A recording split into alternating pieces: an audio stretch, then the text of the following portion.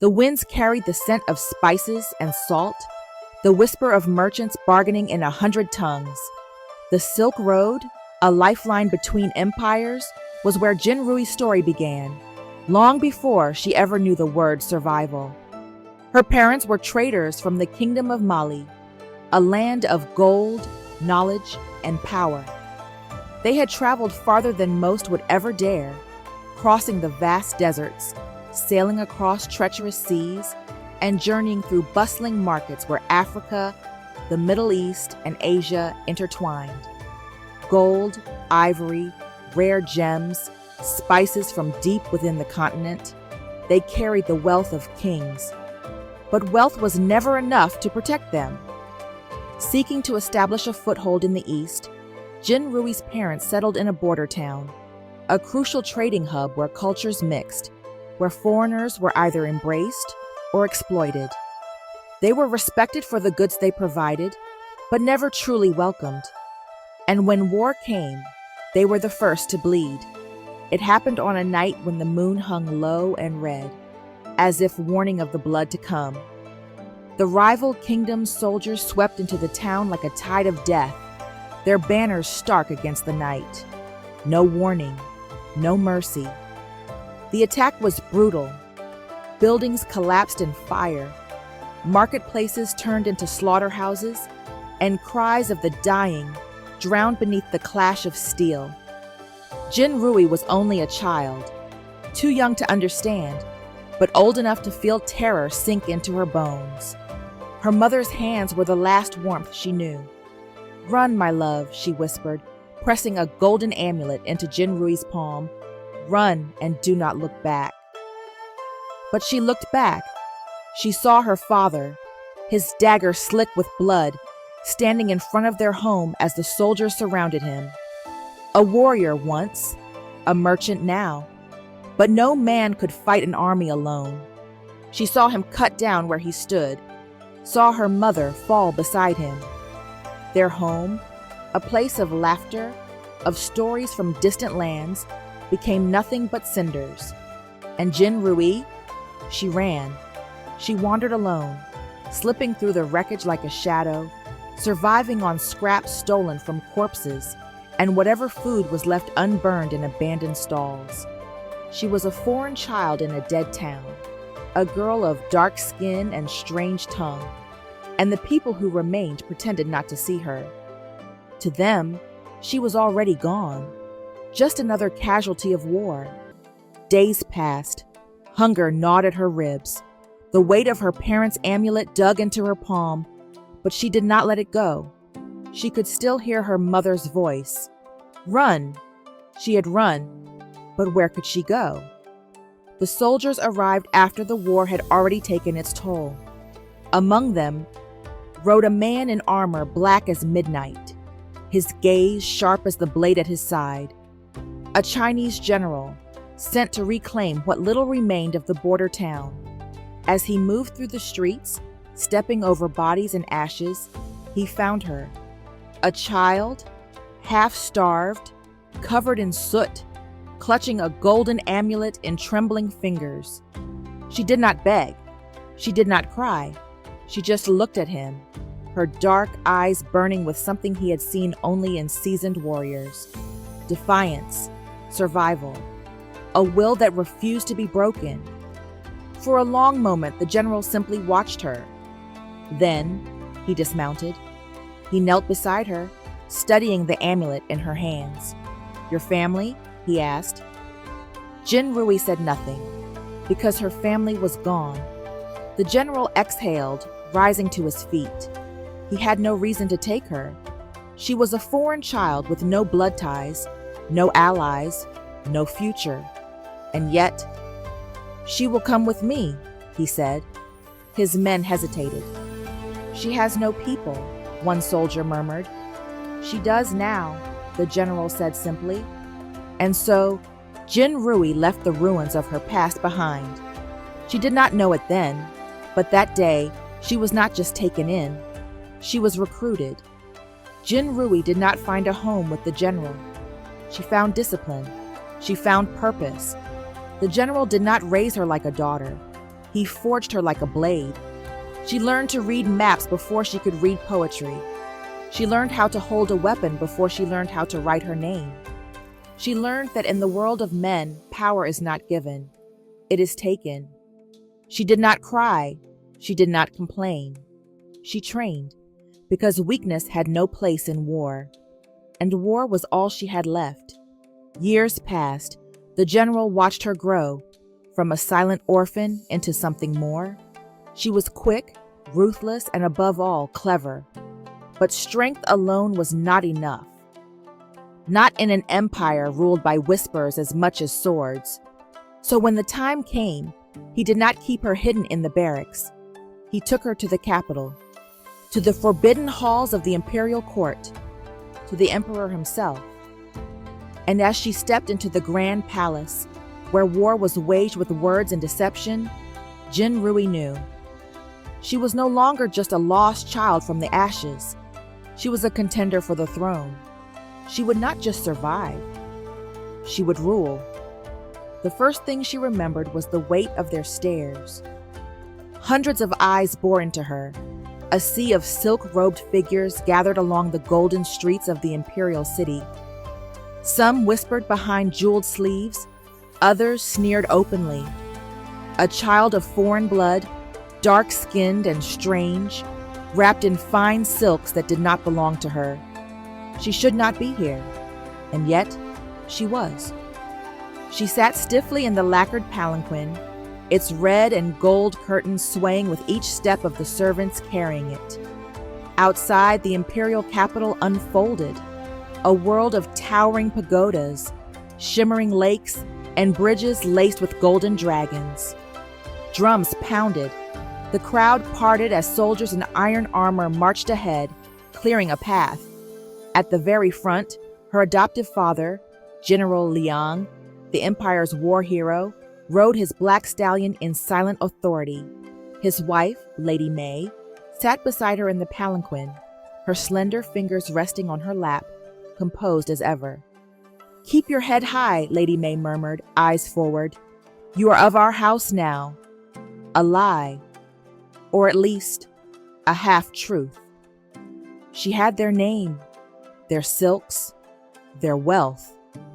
But the looks of contempt said otherwise. At the palace gates, guards stepped aside, allowing them entrance to the Hall of Supreme Harmony, where the emperor himself awaited. She took a slow breath as they stepped inside. The hall stretched impossibly high, filled with carved columns wrapped in dragons, walls painted with golden phoenixes. Ministers, nobles, and concubines lined the chamber, standing beneath candlelit chandeliers. The emperor sat atop his jade throne, robes embroidered with the golden clouds, eyes like cut steel. He was silent as General Liang bowed before him. "Your Majesty," the general said, his voice calm yet commanding, "I have returned from the southern campaign. The rebels have been quelled." And the girl? The emperor's gaze flicked to her. A ripple of whispers. A foreigner in the court? Unthinkable. Why bring such a creature before the Son of Heaven? She clenched her fists, her nails pressing against her palm. Every instinct screamed to run, but she would not. Not when she had already come this far. The emperor tilted his head, stepped forward. Lady May's hand brushed her arm, a silent reassurance. She lifted her chin and stepped into the center of the chamber, each step echoing like the strike of a war drum. "Your name?" the emperor asked. She hesitated. She had been called many things: orphan, foreigner, unwanted. But her mother had given her a name, long before she was taken away. She met the emperor's gaze. "Jin Rui," she said, voice steady. "My name is Jin Rui." Silence. Then a laugh, sharp and mocking. A nobleman, draped in blue robes, stepped forward. "A bold tongue for an orphan girl," he mused. "Tell me, child, do you think you belong here?" She felt the weight of their judgment pressing on her. She could say what they wanted to hear. She could lower her head, play the part of an obedient girl, or dash. She straightened her spine. I belong where I choose to stand. The hall froze. The noble's smirk faltered. The emperor's gaze flickered, curious now. And somewhere in the crowd, a boy around her age, a prince perhaps, watched her with quiet fascination. A long silence stretched in the chamber. Then, at last, the emperor leaned forward. We shall see. Jin Rui stood in the center of the hall of supreme harmony, the weight of 100 gazes pressing down on her like a mountain. She was alone. The emperor leaned forward on his jade throne, fingers tapping against the carved armrest. His expression was unreadable, but the amusement in his dark eyes sent a chill through her spine. You speak boldly for a girl with no place in this court, he mused, his voice calm yet razor-sharp. Jin Rui kept her chin high, though every muscle in her body screamed at her to lower her gaze. I only speak the truth, Your Majesty. A ripple of murmurs spread through the assembled nobles, concubines, and ministers. Some sneered, others whispered behind jeweled fans. She could feel their disdain like a blade at her throat. She is arrogant. A foreigner should know her place. Let the emperor deal with her. The emperor's lips curled into the faintest smirk. Then let us see if your truth has weight. He raised a hand. At his signal, a pair of guards stepped forward, dragging something heavy across the polished marble floor. The sound echoed in the vast hall, a deep, metallic scrape. A cage. Inside it, a beast stirred, a massive, golden-furred leopard, its eyes burning with hunger. Its ribs showed through its sleek coat, a sign that it had been starved. A noblewoman gasped, Your Majesty, surely not. The emperor raised a single finger, silencing her. His gaze never left Jin Rui. You claim to stand where you choose, he said, voice laced with dark amusement. Then stand against this. The cage door swung open. The leopard lunged. Jin Rui's body moved before she could think. She threw herself to the side, rolling across the marble just as the beast's claws slashed through the air where she had stood. The nobles gasped, some stepping back as the leopard skidded, its sharp claws scraping the floor. It turned its golden eyes on her, hunting her. She had no weapons, no armor, just the silk robes on her back and the fire in her veins. Her heart pounded, but she forced herself to stay calm. Think, this wasn't just a test of survival, it was a test of control. The leopard stalked forward, muscles tense to pounce. Instead of running, Jin Rui did something no one expected. She met its gaze. The hall fell deathly silent. The beast snarled, teeth bared, but it hesitated. Jin Rui held its eyes, refusing to look away. In the wild, in the animal world, breaking eye contact meant submission. A challenge of dominance was decided in silence. The emperor leaned forward, intrigued. The court held its breath. The leopard snarled again, but then stopped. It lowered its body slightly, its tail flicking, ears twitching. A test, a dare. Jin Rui took a slow, steady breath. Then, she did the unthinkable. She took a single step toward the beast. The court gasped. The leopard did not attack.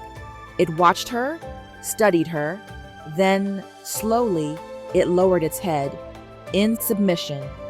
The silence in the court was deafening. Jin Rui did not move, even as the leopard slowly slinked back, no longer seeing her as prey. The emperor chuckled, deep and amused. Fascinating!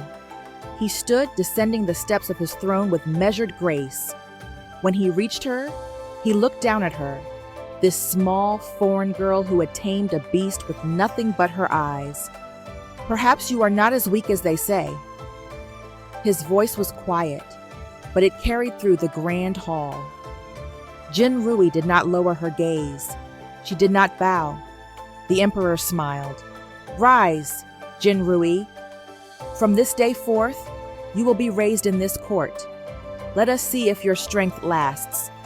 A nobleman scoffed. "She is still nothing more than a foreign girl." The emperor glanced at the cowering noble. His voice was calm, yet held a deadly edge. "A foreign girl who stands while you kneel." The court fell silent, and in that moment, Jin Rui knew this was just the beginning. Jin Rui had barely settled into her new chambers when the summons arrived. A silk scroll, tied with a red ribbon. "You are invited to the Plum Blossom Pavilion for tea with the noble princes and princesses." It was not a request. Lady May, her adoptive mother, read the letter with an unreadable expression. "They do not invite you to be kind." Jin Rui knew that already. The court had accepted her on the emperor's command, but that did not mean they welcomed her. If anything, it made her a target. The other noble-born children had spent their entire lives within these golden walls, knowing who would inherit power, who would be favored. And now, a foreigner had disrupted that order. The Plum Blossom Pavilion was beautiful. A serene garden of delicate white petals, a koi-filled pond, and silk cushions set around a lacquered tea table. Jin Rui arrived to find them waiting. The young nobles of the imperial court, sons and daughters of dukes, princes, and high-ranking officials, all dressed in fine silk, their eyes sharp with hidden malice. At the center sat Prince Liang Wei, the emperor's third son and one of the most respected princes in court. Tall, composed, with the practiced elegance of a future ruler. His dark gaze studied her like one would an insect, one they were about to crush. "Lady Jin Rui," he said smoothly, voice laced with condescension, "how generous of you to join us." Jin Rui bowed, keeping her face unreadable. This was a test. "I am honored by the invitation, Your Highness." Liang Wei smiled, a slow, dangerous smile. "Then let us drink to our new companion." The first attack was subtle. They spoke of heritage, lineage, and the divine right of those born in the empire. "The blood of emperors flows through us," one noble girl said sweetly, pouring her tea. "It is in our bones, our destiny." "I wonder," a young duke's son mused, "what destiny awaits those who were not born of the right blood." Laughter. Jin Rui felt the heat of their stares. They wanted her to break, to show weakness. Instead, she picked up her teacup. She smiled. "I agree," she said, taking a slow sip. "It is a shame that some must rely on their bloodline alone, rather than their ability." Silence. Liang Wei's smirk disappeared. The first blow was hers, but she knew this was far from over. That night, as Jin Rui walked alone in the palace corridors, a whisper stopped her in her tracks. "You handled the prince well today." Jin Rui turned sharply. The hallway was empty, only the flickering lanterns casting long shadows. But she knew someone was there. "You should be more cautious," the voice continued, smooth and knowing. "Prince Liang Wei does not take insults lightly." Jin Rui's fingers curled. "Who are you?" Silence. Then, movement. A figure stepped from the darkness. A tall, robed man with eyes like a serpent and a faint, knowing smirk. "I have many names," he said, "but you may call me Master Shui." Jin Rui did not trust easily, but Master Shui was different. He had no noble's arrogance, no courtier's fake smiles. He watched her like he already knew what she would become. "You are strong, but not strong enough," he said. "You survived today, but tomorrow? Prince Liang Wei will not play with words. He will play with knives." Jin Rui swallowed but did not look away. "Why do you care?" Master Zhu smiled. "Because I enjoy watching the powerful fall. And you, little one, You will bring an empire to its knees one day." A chill ran down her spine. Then he extended his hand. "Shall we begin?" That night, her real training began. Master Zhu taught her the hidden language of the court, how to read a man's lies from the twitch of his fingers, how to smile while planning someone's ruin. He showed her how to wield words like blades, how to twist a conversation until the enemy did not even realize they had lost. And, most importantly, he taught her the first rule of survival in the palace.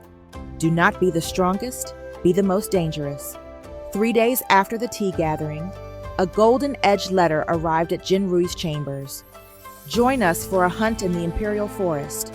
The noble sons and daughters of the court will be there." Signed, Prince Liang Wei.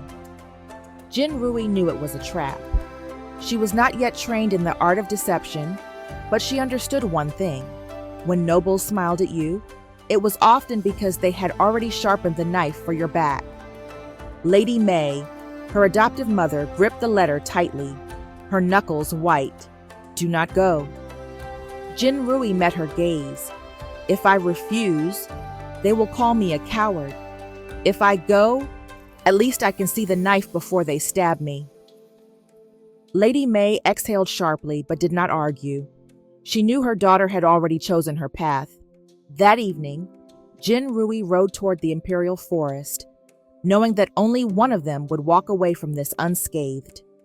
The noble youths gathered at dawn, their horses restless beneath them.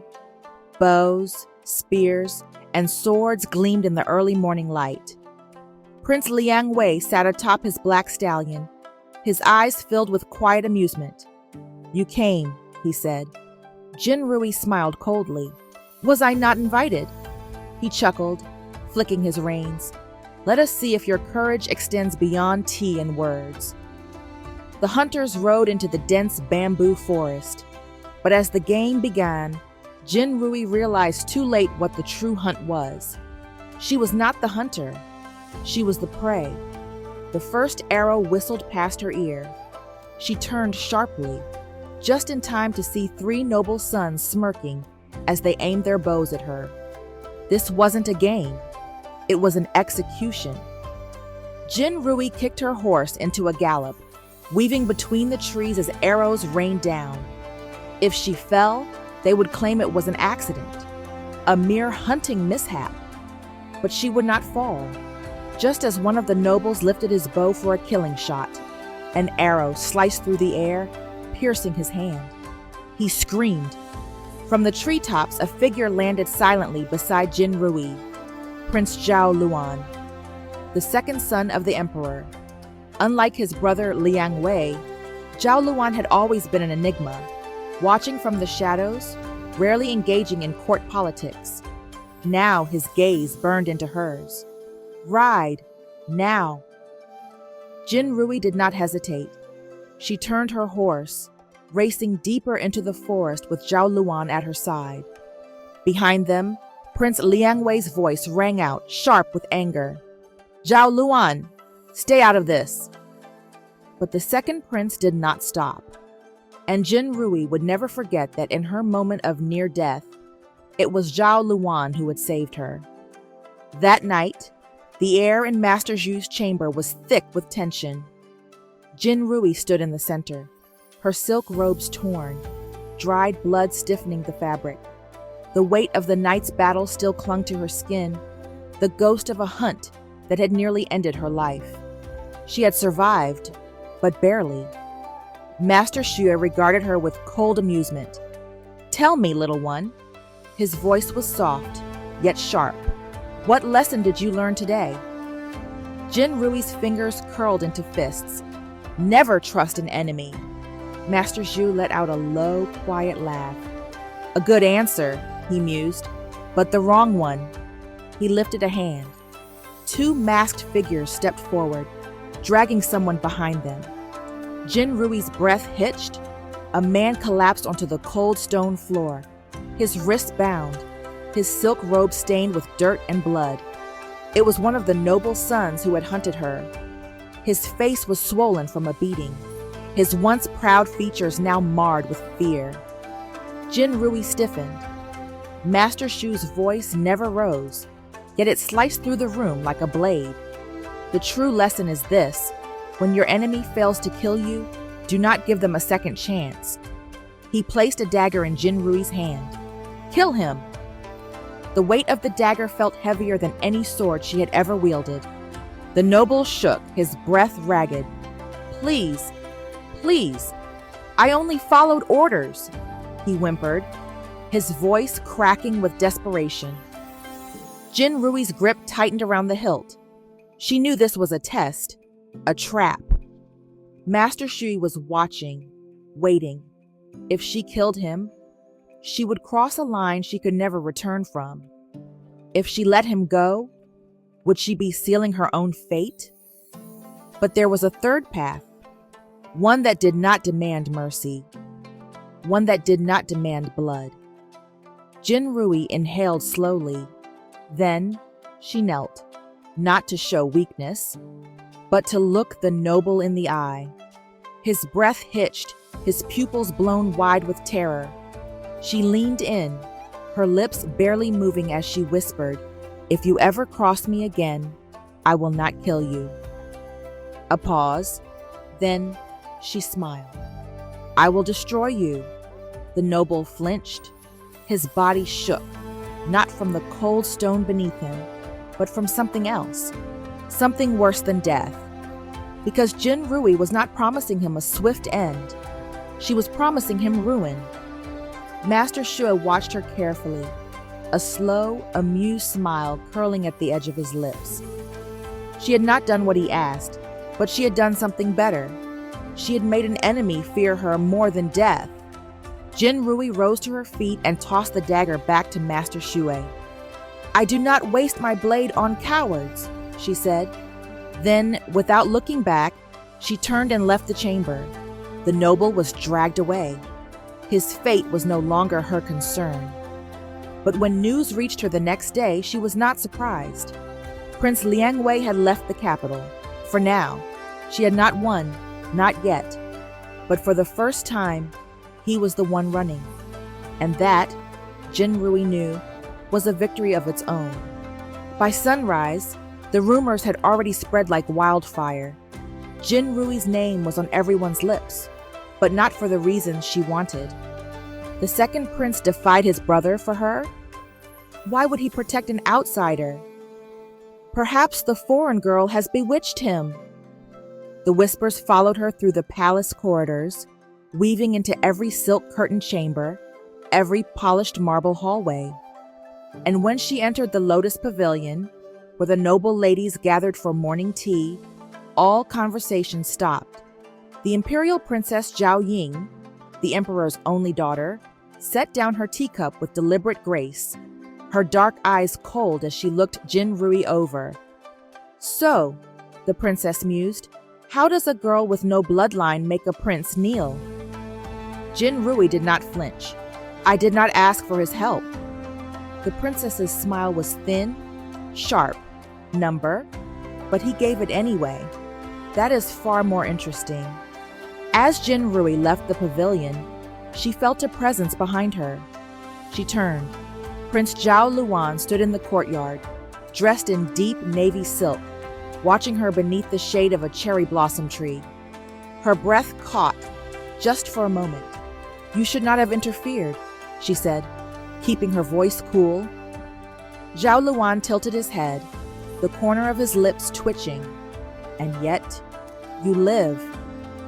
His eyes burned with something unreadable, something that sent a shiver down her spine. He stepped closer, voice low. "You intrigue me, Jin Rui." Her heartbeat quickened. She had spent her life avoiding admiration, affection, weakness. But Zhao Luan's gaze held none of the emptiness of courtly flattery. It was something deeper, something dangerous. Before she could respond, he leaned in slightly, murmuring, "You should be careful. Many will not like what they saw." Then he was gone, and Jin Rui was left wondering if she had just gained an ally. or an even greater distraction. Deep within the palace, in a chamber of silk screens and burning incense, a figure sat listening. A noblewoman knelt before them, whispering everything. The second prince defended her. The court is unsettled. The figure sat forward.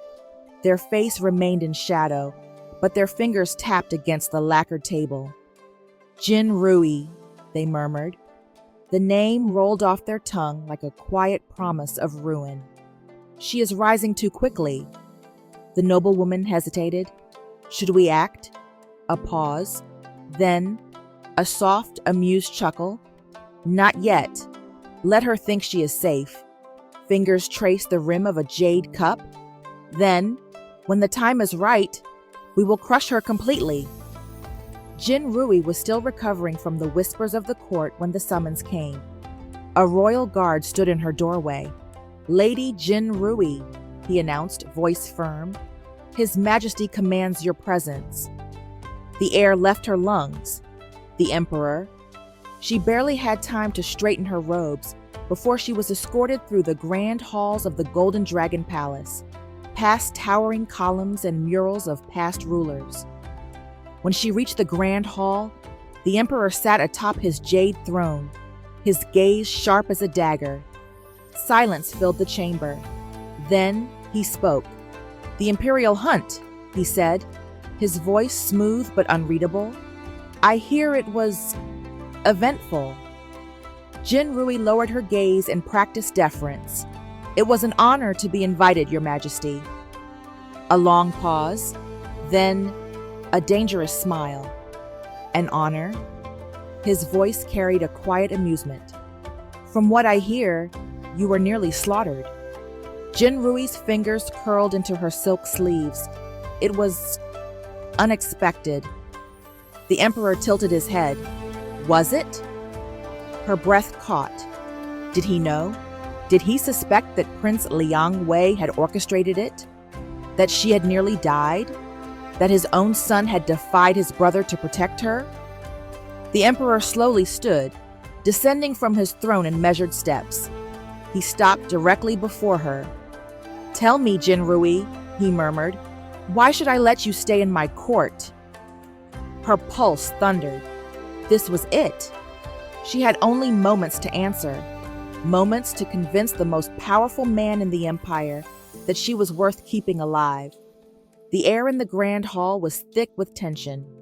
The Emperor stood before her, his golden robes gleaming under the candlelight, his sharp eyes studying her like a puzzle he had yet to solve. Tell me, Jin Rui, he repeated, voice calm but dangerous. Why should I let you stay in my court? Every nerve in her body screamed at her to be careful. One wrong word, and she would be cast out, or worse, executed. But she was not afraid. She lifted her chin. Because I am more useful alive than dead. A murmur rippled through the court. Bold, reckless, dangerous. The Emperor's brows lifted slightly. Is that so? Jin Rui lowered her voice, ensuring only he could hear. There are those who already wish to see me gone. If I can be a threat to them, imagine what I can be for you. The Emperor studied her for a long moment, then he laughed. Low, quiet at first, then rich with amusement. The tension in the room shattered.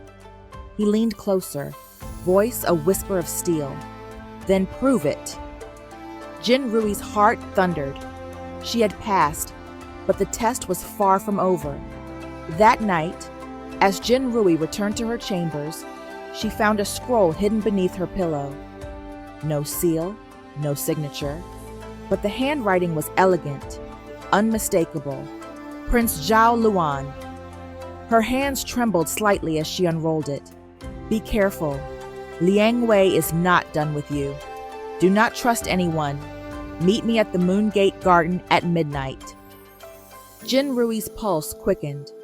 A warning. A secret meeting. A prince who had risked everything to save her. Her fingers traced the inked words. What did Zhao Luan truly want? And why did she feel her own walls beginning to crack? Far from Jin Rui's chambers, in the orchid pavilion, a woman sat surrounded by silk and shadows. Her hair was adorned with jade pins, her lips painted the color of blood. She was concubine Mei Lin, one of the emperor's most favored, but a woman who held far more power than most realized. A noblewoman knelt before her, whispering the latest rumors. The foreign girl had caught the emperor's attention, and the second prince's as well. Mei Lin's fingers tightened around her porcelain teacup. "Interesting," she murmured. Then slowly she smiled. A cold, knowing smile. "Let her rise a little higher," she said softly. "The fall will be much sweeter." The palace was silent at midnight. Jin Rui slipped out of her chambers, heading toward the Moongate Garden. She had to meet Zhao Luan, but as she crossed through the lantern-lit corridors, she felt it. A shift in the air. A presence. Then, a whisper of steel. She barely moved in time. A dagger sliced through the air, aimed for her throat.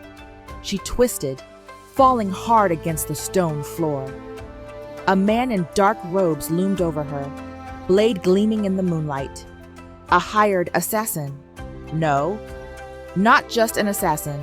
One of Prince Liang Wei's men.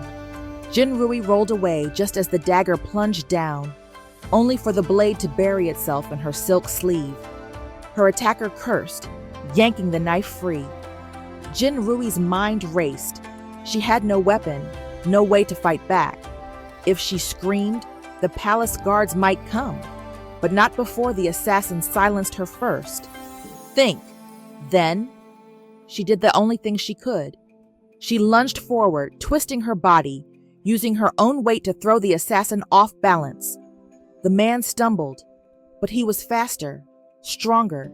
He recovered instantly, grabbing her by the throat, slamming her back against the stone wall. Jin Rui gasped, choking. This was it. This was how she would die. Then, an arrow struck the assassin in the chest. The man stiffened, his grip loosening. A second arrow pierced his throat. Blood sprayed across the marble. He collapsed.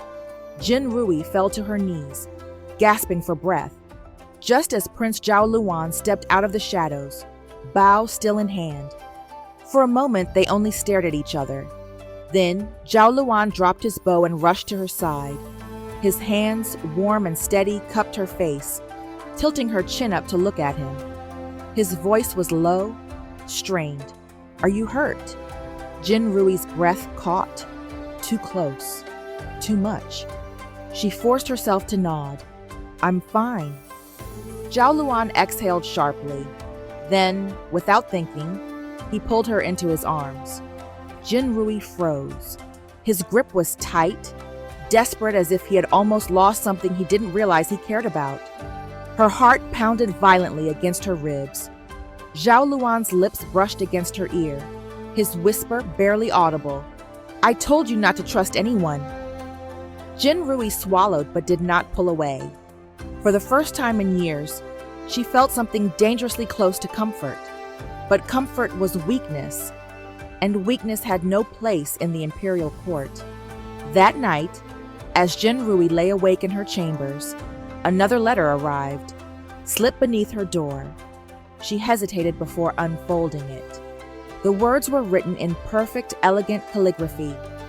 "You have made enemies, but you do not have to fight alone.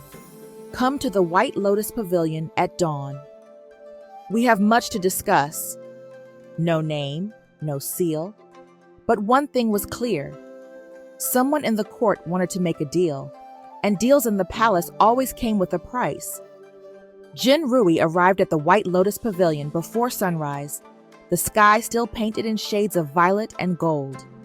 The pavilion sat at the edge of a tranquil lake, its white tiled roof reflecting in the water like a perfect illusion. It was secluded, private, a place where whispers held more weight than swords. She had come alone. Whoever had sent the message had power, and power in the palace never came without danger. She stepped onto the pavilion's marble floor, her silk robes whispering against the stone. Then she saw him, seated at a carved wooden table, dressed in deep blue robes, Duke Ren Jianguo, one of the wealthiest and most powerful nobles in the empire. A man known for his wealth, his cunning, and his ability to shape the fates of emperors. His sharp eyes flicked to hers, and he gestured to the seat across from him. "Come, Lady Jin Rui, let us speak of the future." Jin Rui sat, her expression unreadable. Duke Ren poured 2 cups of jasmine tea, the steam curling in the cool morning air. "I have been watching you," he said, voice smooth, practiced. "You have potential, but potential means nothing without guidance." Jin Rui's fingers tightened around the porcelain cup. "And you offer guidance?" Duke Ren chuckled. "No, my dear. I offer something far more valuable." He leaned forward, his voice dropping into a whisper. "I offer you survival." The words hung in the air like a blade. Jin Rui met his gaze, searching for deception. "And what do you ask in return?" The Duke's smile was slow, knowing. "Your loyalty." Jin Rui's mind raced. Duke Ren was no ordinary noble. He controlled half the merchant routes in the empire, had alliances with the most powerful military governors, and whispered in the ears of kings. If he wanted her under his influence, it meant one thing. She was valuable to him. But why? She narrowed her eyes. "And if I refuse?" Duke Ren set his cup down gently. "Then you will be alone." His voice was calm, almost kind, but the threat beneath it was undeniable. Jin Rui's pulse quickened. If she accepted, she would gain a powerful patron, but at the cost of her freedom. If she refused, she would make a dangerous enemy. She had to choose. Far beyond the White Lotus Pavilion, hidden behind silk screens, a man sat listening. Dressed in dark, unadorned robes, Minister Jiang Wei, the emperor's most trusted strategist, watched the meeting unfold through a carefully crafted gap in the pavilion's walls. He was silent, calculating. Duke Ren was moving too soon, and Jin Rui, was she truly ready for the game she was stepping into? Jiang Wei's fingers tapped against the table in thought. He would not interfere, not yet. But if Jin Rui made the wrong choice today, he would ensure she never made another. Jin Rui pretends to accept Duke Ren's offer while secretly plotting against him. Jin Rui lowered her gaze just slightly, enough to appear measured, respectful, but not weak. She picked up her cup of jasmine tea, her fingers steady as she lifted it to her lips. She took a slow sip. Then, at last, she met Duke Ren's gaze and smiled. A calculated, almost knowing smile. "If survival is what you offer, how could I refuse?" she said smoothly. Duke Ren tilted his head, studying her. For a moment, she wondered if he could see through her act. Then he chuckled, a deep, rich sound. "Good." He refilled her tea, as if sealing their agreement. "A wise decision, Lady Jin Rui. With my backing, no one in this court will dare move against you. Even Prince Liang Wei will think twice before trying again." Jin Rui forced her fingers to remain steady. Prince Liang Wei, the one who had already tried to kill her. So Duke Ren knew. He had known all along. And yet, he had done nothing to stop it. Jin Rui exhaled slowly, letting the illusion of obedience settle around her like silk. This was the first rule of survival in the palace. Never let them see your true intentions. She set her teacup down, lowering her voice into something smooth, grateful, convincing. "I am honored by your guidance, Duke Ren," she murmured. The noble's smirk deepened, as if he had already won. Jin Rui smiled too, because he had not won, not yet. As Jin Rui left the White Lotus Pavilion, a shadow stepped into her path. Minister Zhang Wei. He was dressed in dark, elegant robes, his long sleeves hanging like the wings of a raven. His eyes, sharp and unreadable, locked onto her. "Lady Jin Rui," he murmured, his voice as quiet as the rustling wind. "I must say, your talent for deception is impressive." Jin Rui's breath stilled. He knows, but she did not let it show. Instead, she offered a polite bow, her face calm. "Minister Zhang honors me with his words." Zhang Wei gave a low hum of amusement. "Duke Ren believes you are his," he said softly. "That was your intent, wasn't it? To make him believe you are an obedient little pawn." Jin Rui did not answer. She did not need to. Zhang Wei watched her for a long moment before he sighed. "You play a dangerous game." Jin Rui lifted her chin.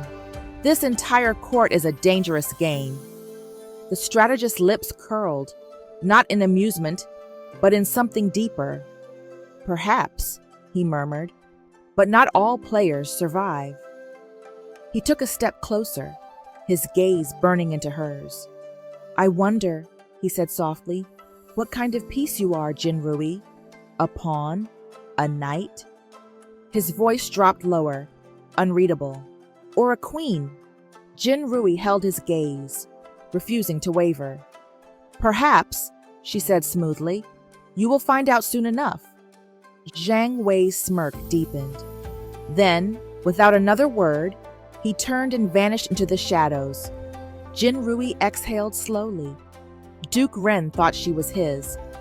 Zhang Wei had already seen through her act. The game was changing. She needed to change faster. That evening, she returned to her chambers, mind racing. She could not move against Duke Ren too soon. He was too powerful, too well connected. But she could begin weakening him.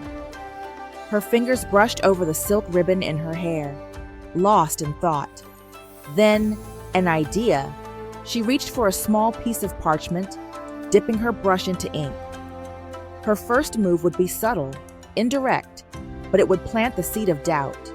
She wrote carefully, her handwriting disguised. The Duke's interests are expanding too quickly.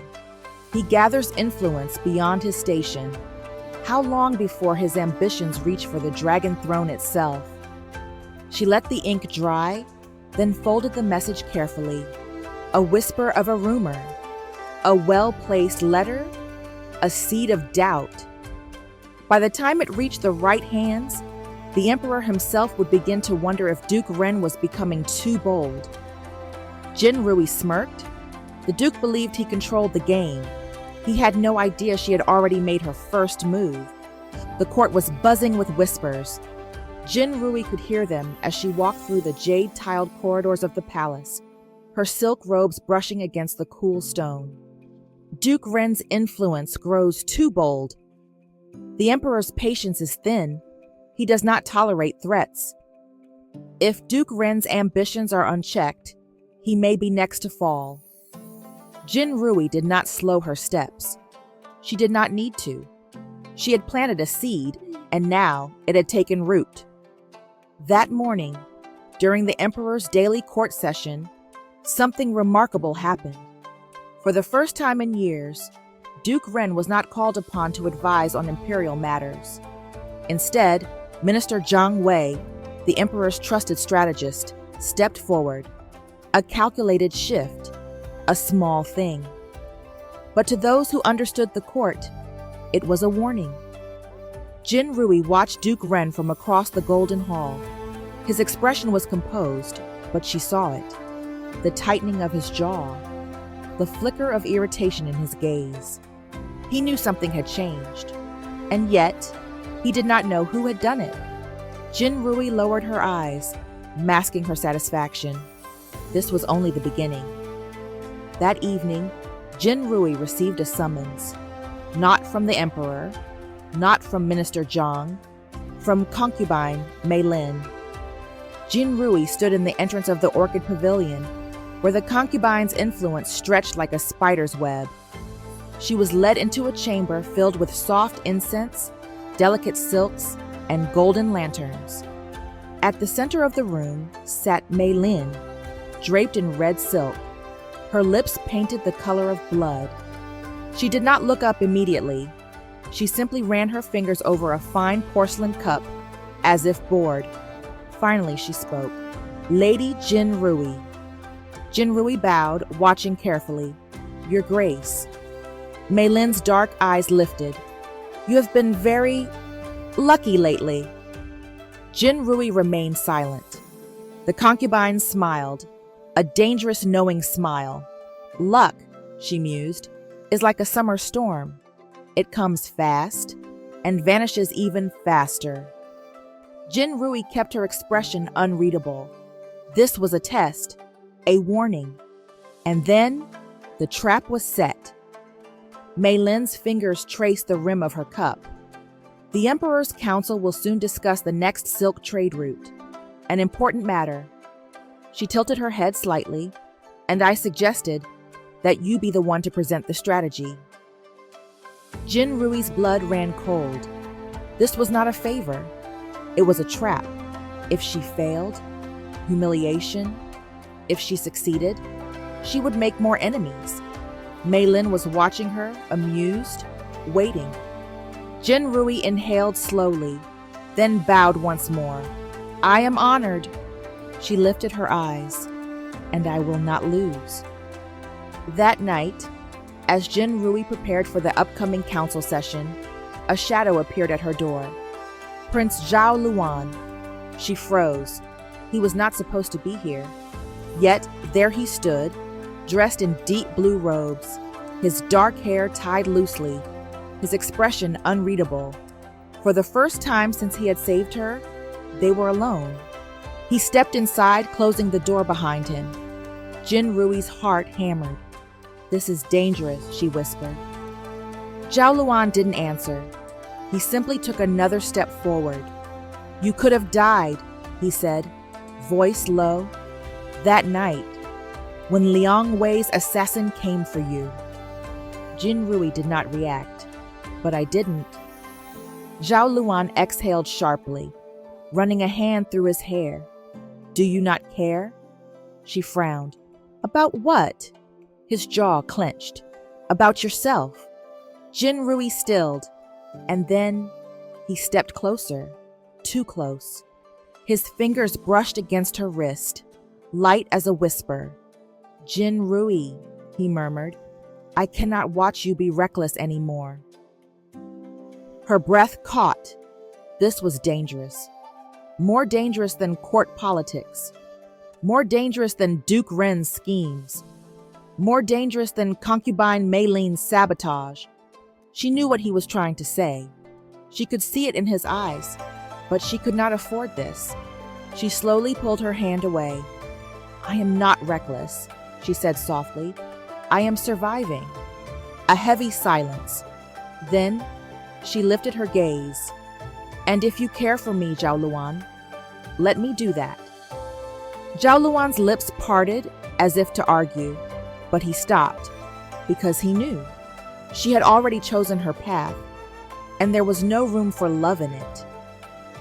The Hall of Imperial Affairs was the heart of power within the empire. It was here that trade, war, law, and policy were decided by the emperor's most trusted ministers, generals, and scholars. And now, Jin Rui was expected to stand before them. The long table stretched before her, filled with men who had served the empire for decades. Powerful, sharp-eyed, and waiting for the slightest sign of weakness. At the head of the chamber, the emperor sat upon his carved jade throne, watching everything with quiet amusement. To his left, concubine Mei Lin sat in a smaller, but still opulent seat. She had arranged this, and she watched Jin Rui with a delicate smile of anticipation. A smile that said, "You will fail." Jin Rui inhaled slowly. She would not. Minister Zhang Wei, the emperor's strategist, was the first to speak. "This council has long debated the expansion of trade routes to the western provinces," he said, We must find a way to strengthen the silk trade without increasing taxation on the noble houses. He turned his gaze toward Jin Rui, eyes sharp as a dagger. Lady Jin Rui, he said, you have been given the task of offering a solution. A test? A trap? Jin Rui stepped forward, her silk sleeves whispering against the polished stone. She bowed once, then lifted her chin. I propose, she began, voice clear, a new trade corridor bypassing the overtaxed noble provinces. A ripple of murmurs. The nobles exchanged looks. Some sneered, others frowned. One of the older council members scoffed. Impossible! The noble families have controlled the main routes for generations. You expect them to surrender their tolls? Jin Rui expected their resistance. And so, she smiled. She had come prepared. She turned toward the council members. The noble families will not lose their tolls, she said smoothly. They will gain new ones. A pause. Jin Rui walked toward the map laid out before them, placing her finger on a forgotten river route. We divert trade to river transport, she explained. New checkpoints will be established under imperial control, bypassing the land routes. The nobles who own ports will still profit, perhaps even more than before. The room stilled. This was not what they had expected. Minister Zhang narrowed his eyes. And the cost? Jin Rui kept her voice even, lower than war, lower than taxing the people, and lower than angering the noble houses. She turned to the emperor, her gaze steady. This is the way forward. A long silence. Then, the emperor chuckled. It was a soft sound, but it commanded the attention of the entire hall. He leaned forward on his throne, watching Jin Rui with open amusement. Interesting, he murmured. Concubine Mei Lin's smile faltered. The emperor rose to his feet. You speak with confidence, Lady Jin Rui, he said, and confidence, when backed by intelligence, is a rare thing. He turned to Minister Zhang. Send a delegation to inspect the river routes, he ordered. If they are as promising as she claims, we will proceed. A murmur spread through the council. Jin Rui had won. As the council dispersed, Jin Rui felt a presence behind her. She turned, and there was concubine Mei Lin. The concubine's eyes were calm, too calm. Her smile had returned, but it was different now. You are clever, Mei Lin murmured. Jin Rui held her gaze. So are you. Mei Lin chuckled softly. Then, she leaned in, whispering, Enjoy your victory, little one. It will not last. Jin Rui's blood ran cold. She had survived this battle, but the war had just begun. Jin Rui had sensed a shift in the court. The rumor she had planted against Duke Ren had done its work. His influence was slipping. The emperor had overlooked him in council. Minister Zhang had begun rising in his place. But Duke Ren was no fool. And now, he was watching. Jin Rui felt his gaze on her more often, sharp, calculating. She knew that if she made even the slightest mistake, he would uncover her betrayal. So, when a servant arrived at her chambers with an urgent summons from Duke Ren, she was not surprised. But she was not prepared for what awaited her. Jin Rui entered Duke Ren's private study, where the scent of ink and sandalwood filled the air. The noble stood before a long table, studying a parchment covered in elegant calligraphy. He did not look up as she entered. I wonder, he mused, his voice smooth, if you have ever considered the nature of loyalty, Lady Jin Rui. Jin Rui kept her expression carefully neutral. Loyalty is earned, my lord. Duke Ren chuckled, spoken like a diplomat. Finally he turned, his gaze piercing. I have a task for you, he said, watching her reaction closely. Jin Rui's stomach tightened. This was the test. Of course, my lord, she said smoothly. What do you require? Duke Ren stepped closer, voice lowering. There is a merchant house in the western provinces that has been reluctant to pay their dues. He handed her a sealed letter. You will deliver this message to them, he said. Ensure they comply. Jin Rui hesitated, just for a moment, because she knew this was not a request for diplomacy. This was a demand for obedience, submission, a test. If she accepted, she would be proving her loyalty, but she might also be helping Duke Ren strengthen his crumbling power. If she refused, he would know she was not his ally. Jin Rui forced herself to smile. She reached for the letter. Consider it done. Duke Ren's lips curled into a knowing smirk. Good. She turned to leave, her heart hammering. She had bought herself time, but she needed a way to turn this mission into her advantage. The next morning, Jin Rui stood in the Golden Hall, surrounded by scholars, nobles, and high officials. Concubine Mei Lun was present, seated at the emperor's side, her serpentine gaze flickering with quiet amusement. Jin Rui was focused on her task. She needed to convince Minister Jiang to intervene in Duke Ren's dealings before she was trapped. But then, the worst possible thing happened. Prince Zhao Luan stepped forward, and he spoke her name. The court should recognize Lady Jin Rui's contributions, he said, his voice clear, strong. A ripple of murmurs spread through the hall. Jin Rui's breath caught.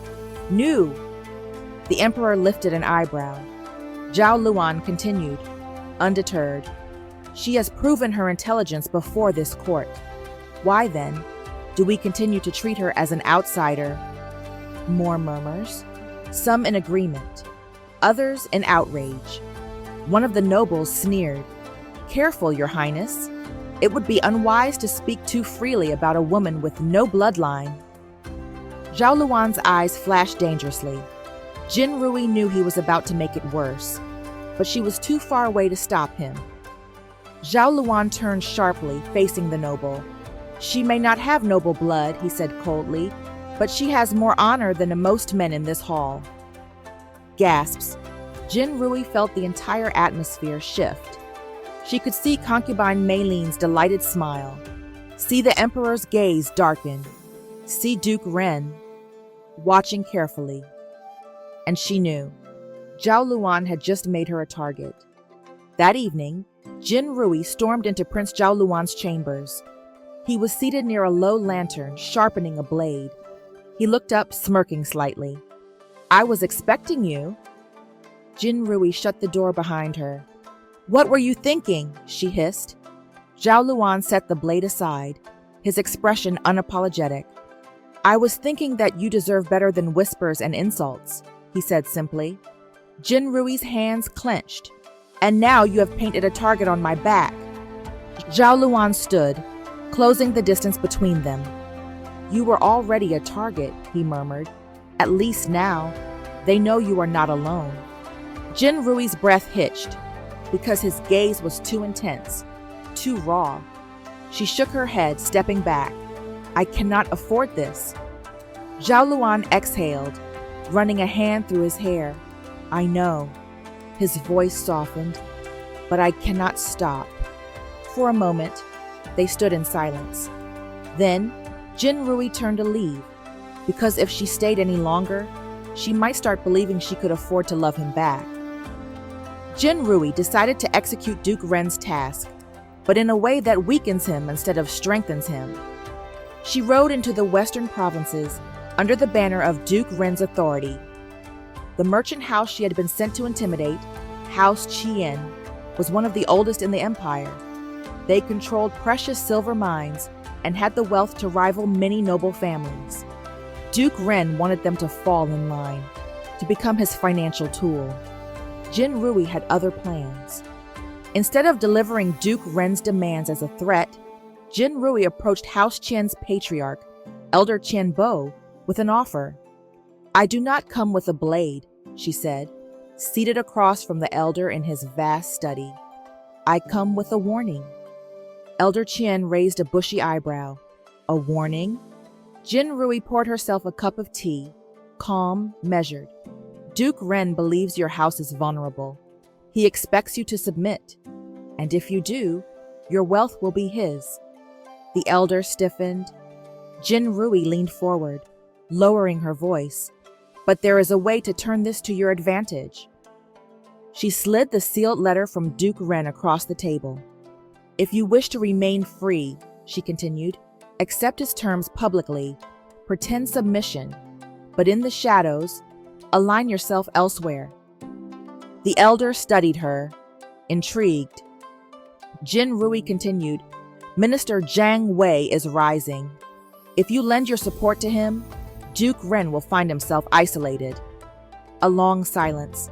Then Elder Chen smiled. You are not what I expected, he murmured.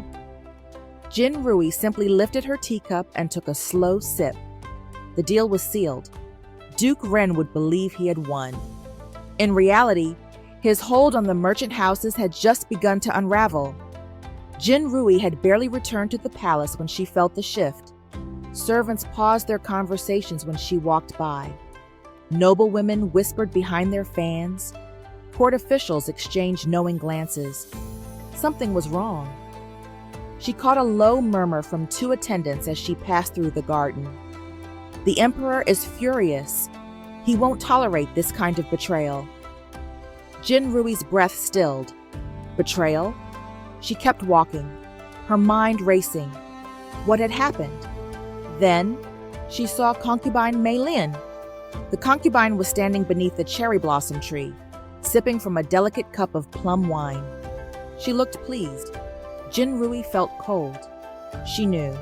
Mei Lin had set a trap, and she had walked straight into it. Jin Rui was summoned to the Golden Hall.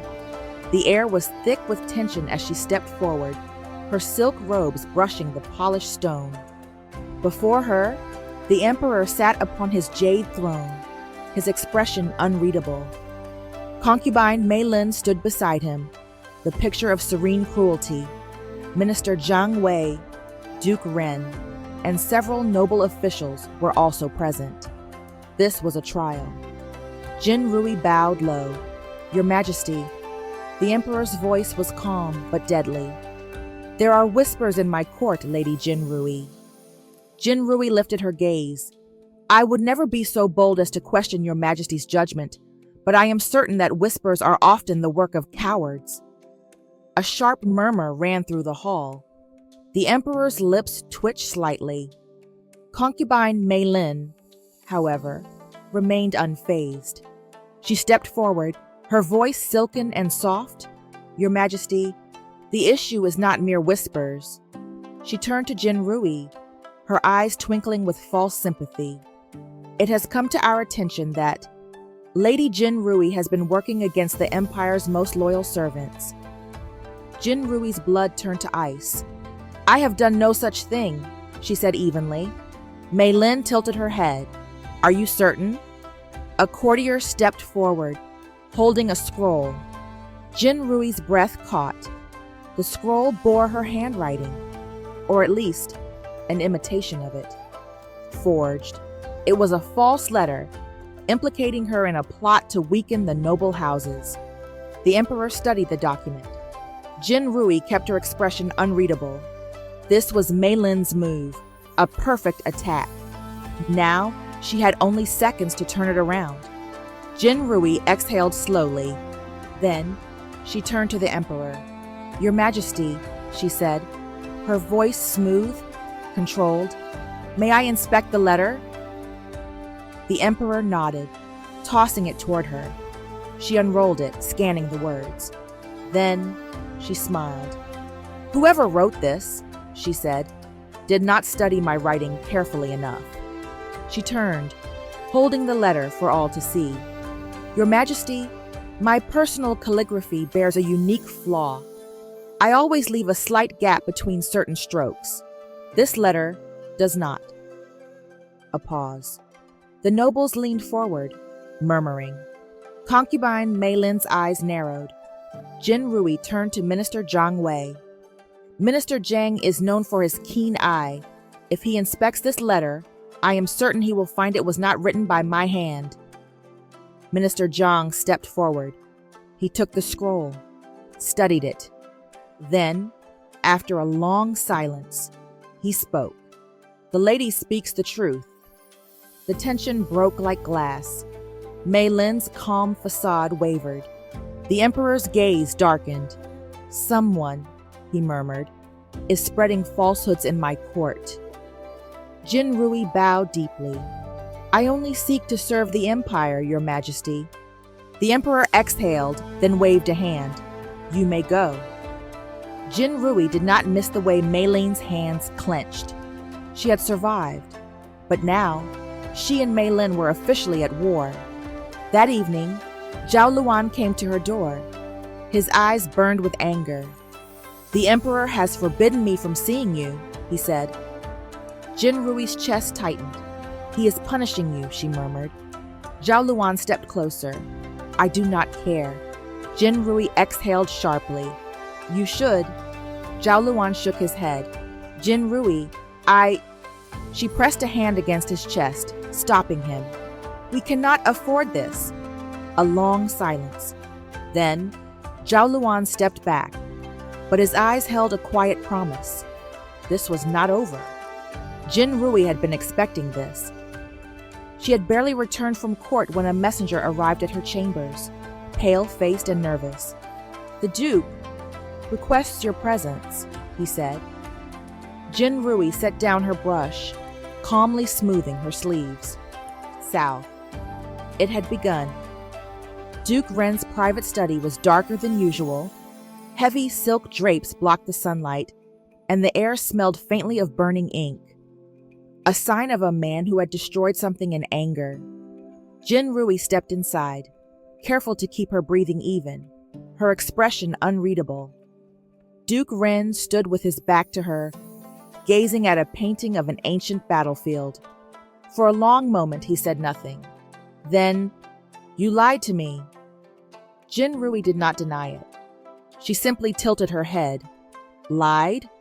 Or played the game as it was meant to be played? Duke Ren finally turned, his gaze sharp as a knife. You think this is a game? His voice was smooth, dangerous. Do you know what I do to those who betray me? Jin Rui's pulse quickened, but she refused to show fear. She took a step forward. I do not fear you, my lord. A heavy silence. Then, Duke Ren smirked. You should. He stepped closer, his voice lowering. I do not like losing, Lady Jin Rui, and you have cost me much. Jin Rui lifted her chin. Perhaps you should not have underestimated me.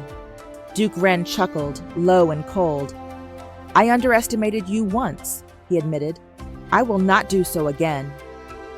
Then, he leaned in slightly, his breath warm against her ear.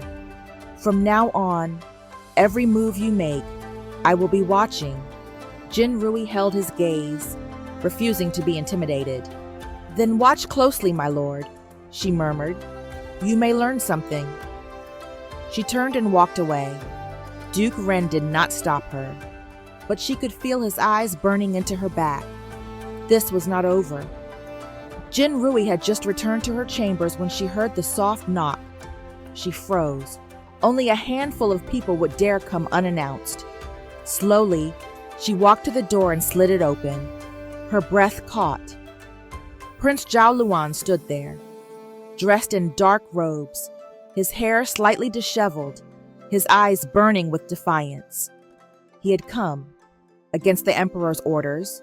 Jin Rui exhaled sharply. Are you mad? She whispered. Zhao Luan stepped inside, closing the door behind him. Probably. Jin Rui's pulse pounded. The emperor will... Zhao Luan grabbed her wrist. Enough, he said, voice low, intense. I am tired of waiting, tired of pretending I do not care. Jin Rui's throat went dry. Zhao Luan's grip tightened slightly. The emperor may rule this empire, but he does not rule me.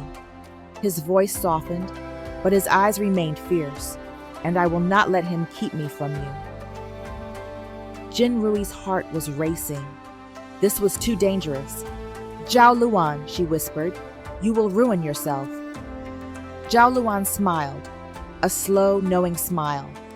"Then let me be ruined." A heavy silence. Then he let go. He took a deep breath, stepping back, giving her space. "I do not ask you to love me, Jin Rui," he said. His voice was raw, honest. "I only ask that you let me stand by your side." Jin Rui inhaled slowly. Then, at last, she spoke. "I cannot afford you, Zhao Luan." A flicker of pain flashed through his eyes. Then, he nodded once. "I understand." He turned to leave. Jin Rui's fingers twitched. She should let him go. She should. But as he reached for the door, she spoke. "But if you insist on defying the Emperor, do not be reckless." Zhao Luan paused. Slowly, he turned back. A small, victorious smirk played at his lips. "As you wish." Then he was gone. Jin Rui let out a slow, shaking breath. This was getting too dangerous. And yet, she was not sure if she wanted him to stop. Jin Rui had been waiting for Duke Ren to strike. She had known from the moment he let her walk away from his study that he would not let the betrayal go unanswered. So when whispers spread through the court that she had grown too close to Prince Zhao Luan, that she had ensnared him in her ambitions, she knew exactly where they had come from. Duke Ren had crafted a trap. If the Emperor believed she was manipulating his son, she would be exiled, or worse. But Duke Ren had underestimated her again. The next morning, Jin Rui was summoned before the Emperor. She walked into the grand hall, composed, controlled, unreadable. Duke Ren stood to one side, his expression calm but expectant. Concubine Mei Lin was present as well, her serene smile hiding a dagger. The Emperor sat on his jade throne, watching her with a gaze as sharp as a blade. "The court tells me you have ensnared my son," the Emperor said, voice dangerously low. Jin Rui bowed deeply. "Your Majesty, I serve only the Empire, not my own desires." Duke Ren smirked slightly. "And yet, the second prince openly defies your Majesty for this woman." A murmur rippled through the nobles. Jin Rui turned toward Duke Ren slowly. She did not blink, did not waver. "The Duke flatters me," she said smoothly, "but it is not I who holds influence over the prince. It is your Majesty." The Emperor raised an eyebrow. Duke Ren's smirk faltered. Jin Rui turned back to the Emperor. "If your Majesty's will is absolute, then it is not I who has failed to control Prince Zhao Luan. It is those who advise you." A tense silence. Duke Ren's jaw clenched. Jin Rui continued. "If I have truly ensnared him, then why has he not abandoned his duty? Why has he not declared rebellion? He serves your Majesty, as do I." She bowed once more. "I am but a loyal servant of the Empire." The Emperor's gaze lingered on her. Then he laughed, low, dark, amused. "You are a clever one," he murmured. "Too clever." He glanced at Duke Ren. "This is the best you could offer me? Petty rumors?" Duke Ren's expression remained neutral, but Jin Rui saw it. The tightening of his fingers, the brief flicker of defeat. Jin Rui had won, but Duke Ren was not done with her yet. Jin Rui had barely left the throne room when a servant intercepted her. "The noble concubine requests your presence." Jin Rui's lips curled slightly. South Mei Lin was ready to make her move. The Orchid Pavilion was Mei Lin's domain. When Jin Rui entered, the concubine was seated gracefully on a silk divan, sipping plum wine. Her expression was calm, unreadable. "You have survived," Mei Lin said lightly. Jin Rui bowed. "For now." Mei Lin smiled. "And yet, I wonder how long you can continue dancing so elegantly in a court filled with wolves." Jin Rui stepped forward. her voice smooth, unwavering. Perhaps the wolves should ask themselves the same question. A brief silence. Then, Mei Lin laughed softly. She leaned forward, eyes glittering. "You are bold. I admire that." She poured a second cup of wine. Then, with deliberate grace, she offered it to Jin Rui. A test, a challenge, a silent message. Drink and acknowledge my power. Jin Rui accepted the cup. She lifted it slowly, then tilted her wrist, letting the wine spill onto the floor. A delicate, silent rejection. Mei Lin's smile never wavered, but Jin Rui saw the promise of war in her eyes. This was not over. Jin Rui had expected retaliation, but not this. The entire court had gathered for the announcement. The emperor sat upon his throne, his expression calm and authoritative. "Prince Zhao Luan will marry the daughter of the chancellor," he declared. Gasps, whispers. Jin Rui felt her stomach drop. Zhao Luan stood rigidly, his jaw clenched, his fist tight at his sides. His father's gaze did not waver. "You have defied me once," the emperor continued. "You will not do so again." Jin Rui's heart pounded. Zhao Luan's eyes flicked to her. For the first time, there was desperation in them. But he said nothing, because there was nothing to say. The emperor's will was absolute. Jin Rui inhaled slowly, forcing herself to remain still, silent, unreadable. This was not her battle to fight. She had known from the beginning that there was no future for them. And yet, why did this feel like a loss? Jin Rui knew he would come. She had felt it in the way Zhao Luan had looked at her during the announcement, a storm barely held in check. So when she heard the sharp knock on her door late that night, she wasn't surprised. Slowly, she walked to the entrance, sliding it open. Zhao Luan stood there, his breath uneven, his hands clenched. Angry, desperate. Without a word, he stepped inside and shut the door behind him. A long silence. Then, "Tell me you don't care." Jin Rui's heart stilled. Zhao Luan's voice was raw, frustrated. "Tell me you don't care, and I will leave," he said, stepping closer. "Tell me, and I will obey my father. I will marry her. I will forget this." Jin Rui inhaled sharply, forcing herself to keep her expression unreadable. "You already know my answer," she whispered.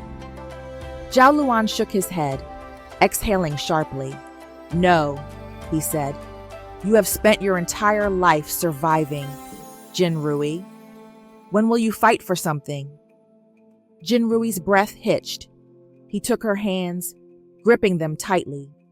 "Fight for me." Jin Rui felt her heart twisting. She had never allowed herself to dream. But standing here, in the quiet of the night, with the man she could not have looking at her, as if she was the only thing that mattered, she wanted. For the first time in years, she truly wanted. And it terrified her. She swallowed, gently pulling her hands away. "I will find a way," she whispered.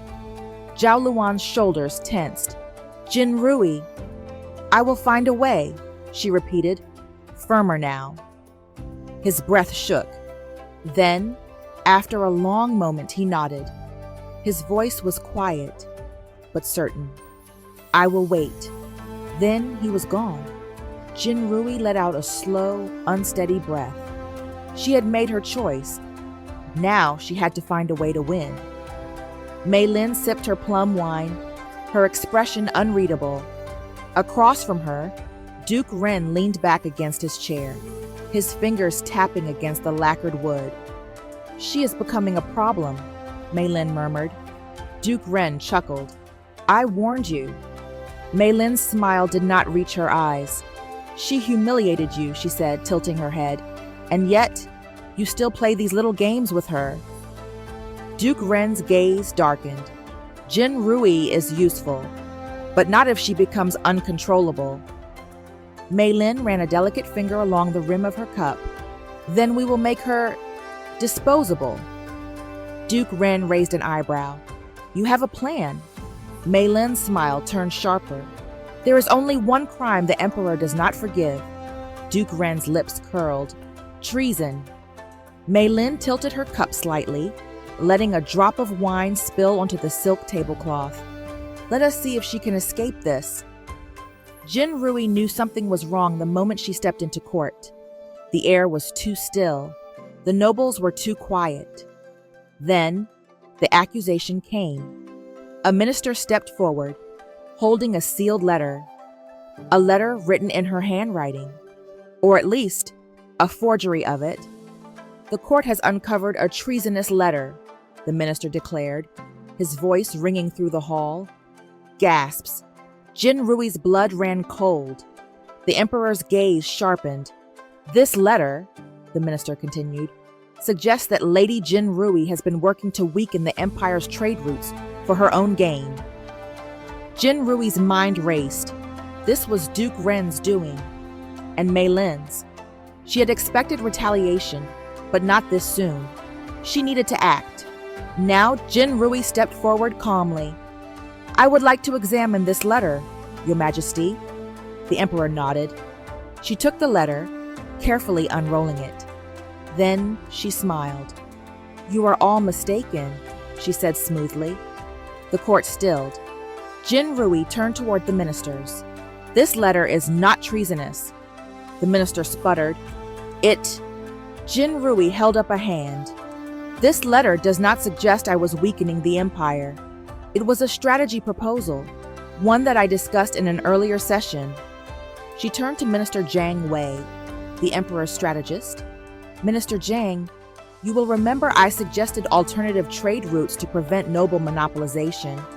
This letter merely reflects that discussion. Hardly treason, don't you think? Minister Jiang stepped forward, taking the letter. He studied it. Then, after a long silence, he looked up at the emperor. She speaks the truth. A murmur spread through the court. Mei Lin's expression remained calm, but Jin Rui saw the faint flicker of tension in her shoulders. Duke Ren's gaze was unreadable. The emperor leaned back in his throne. A mistake then, he murmured. Then, he looked directly at Mei Lin. I do not like mistakes. A warning, a dismissal. Jin Rui had won. For now. Jin Rui knew there was only one man in the court who could change the emperor's mind. Jin Rui had learned long ago that everything in the imperial court had a price, and if she wanted Minister Jiang's help, she would have to pay it. She met him beneath the willow trees of the emperor's private gardens, where few dared to go. The strategist was seated on a stone bench, sipping a delicate cup of tea, as if he had been expecting her.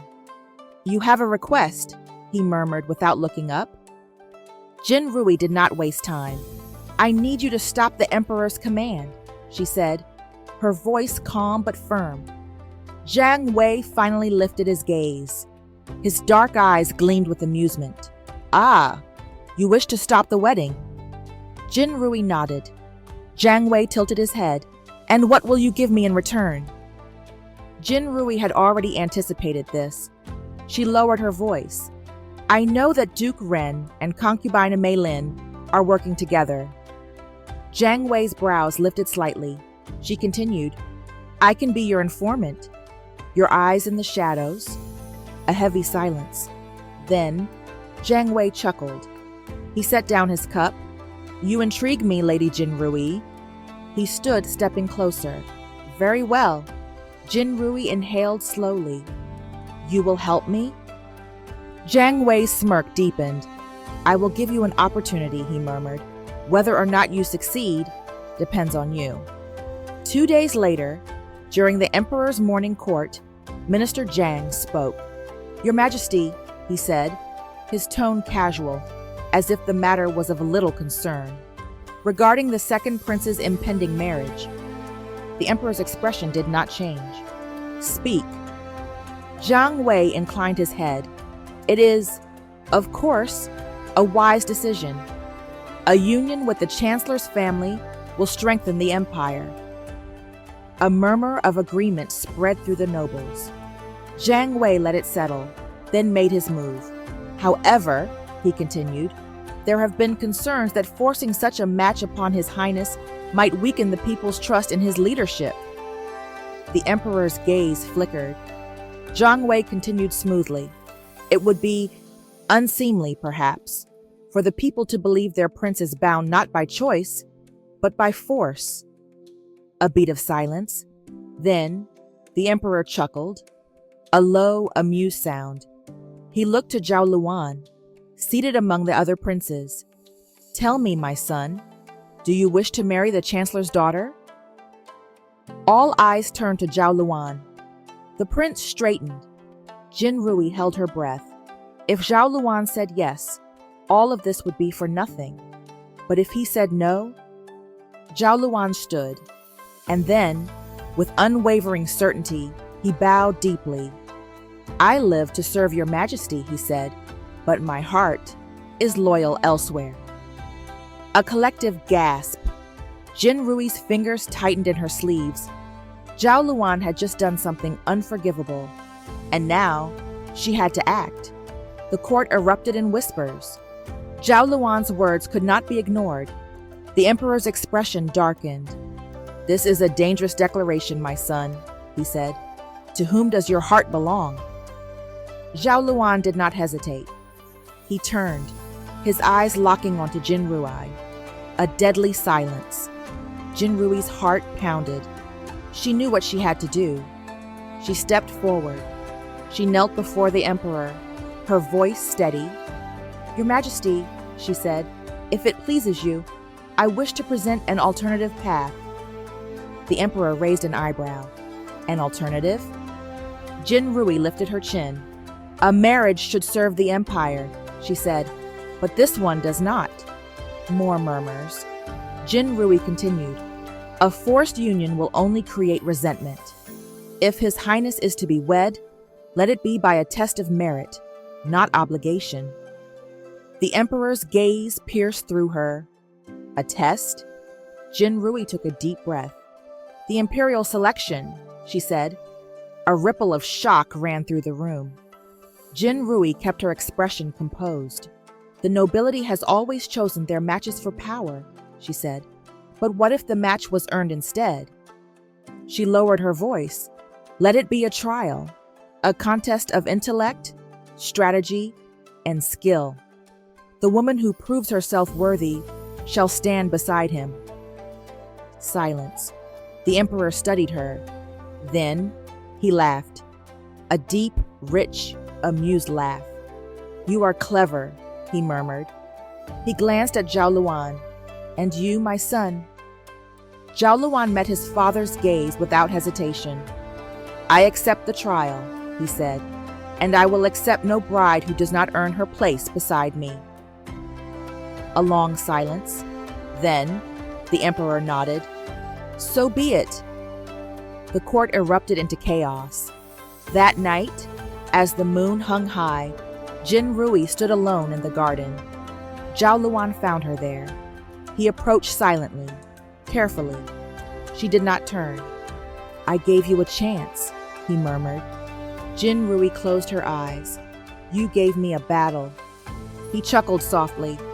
Would you rather I had let them take me from you? Jin Rui turned to face him. I would rather have had a choice, she whispered. Zhao Luan tilted his head. Then win, he murmured, and take that choice for yourself. Jin Rui exhaled. The battle was far from over, but now she had a chance to fight. The golden courtyard was filled with the most powerful noble families in the empire.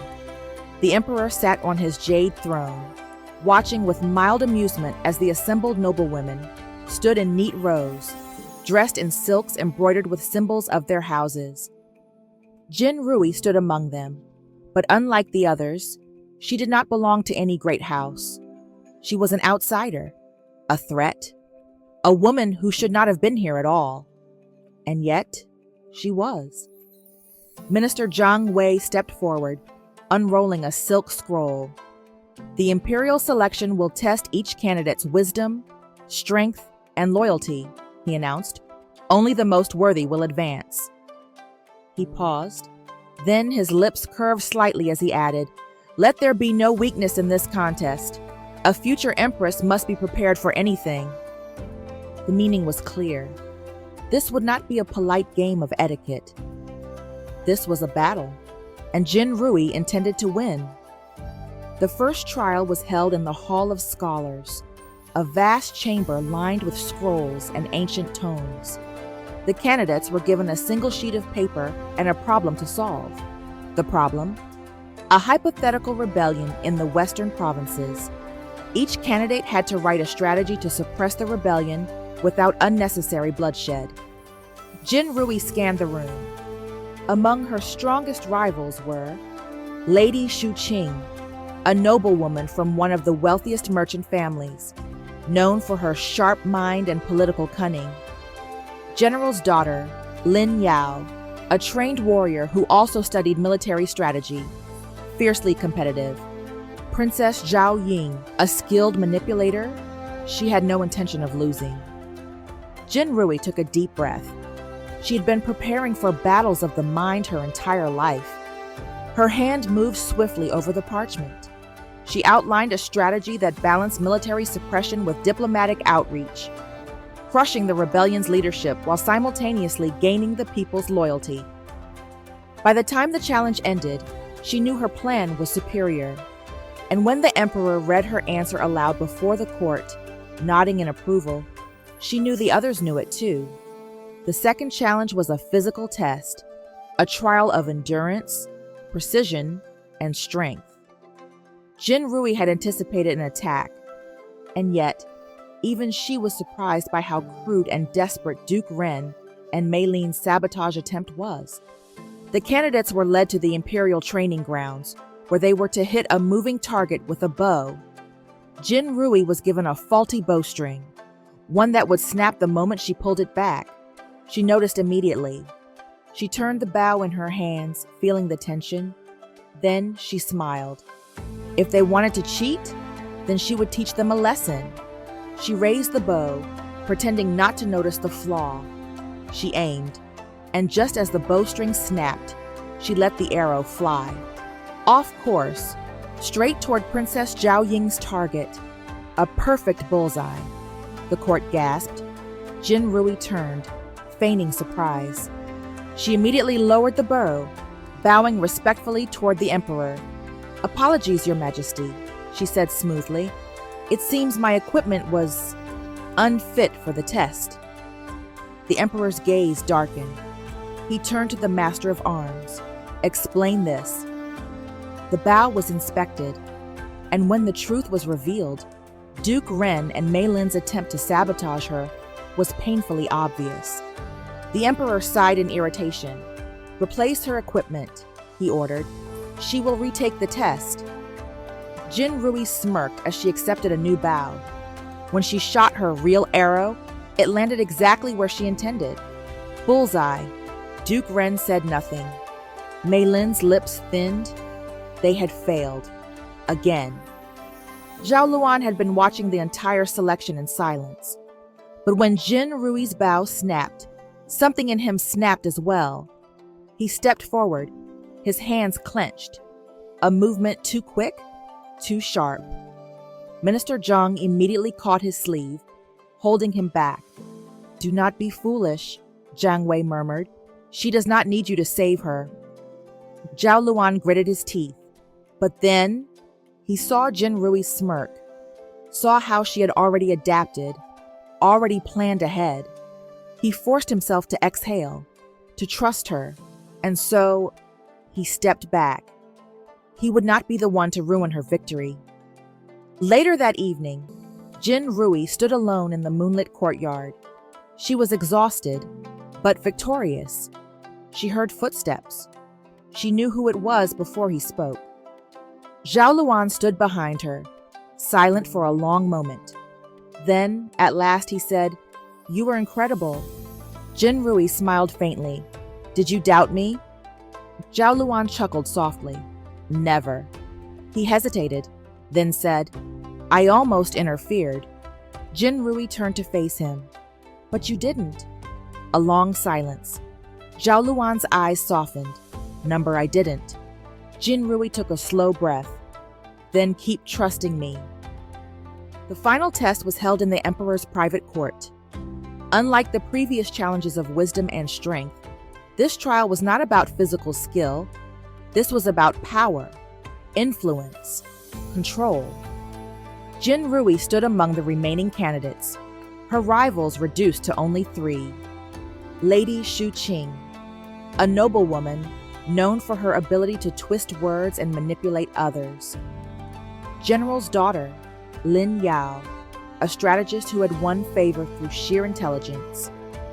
Princess Zhao Ying, ruthless, dangerous.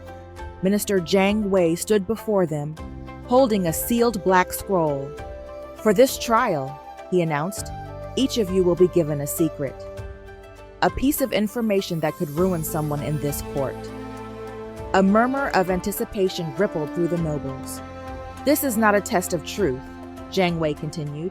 This is a test of survival. Jin Rui's pulse quickened. They were being forced into a battle of deception. Each candidate would have 2 choices: use their secret to destroy an opponent, manipulate the court without losing their honor. Jin Rui accepted her scroll. She opened it, and her breath stilled. The secret given to her was about Prince Zhao Luan. Her heart thundered. The test had just become personal. One by one, the candidates made their moves. Lady Shu Qing exposed Lin Yao's secret, turning the court against her.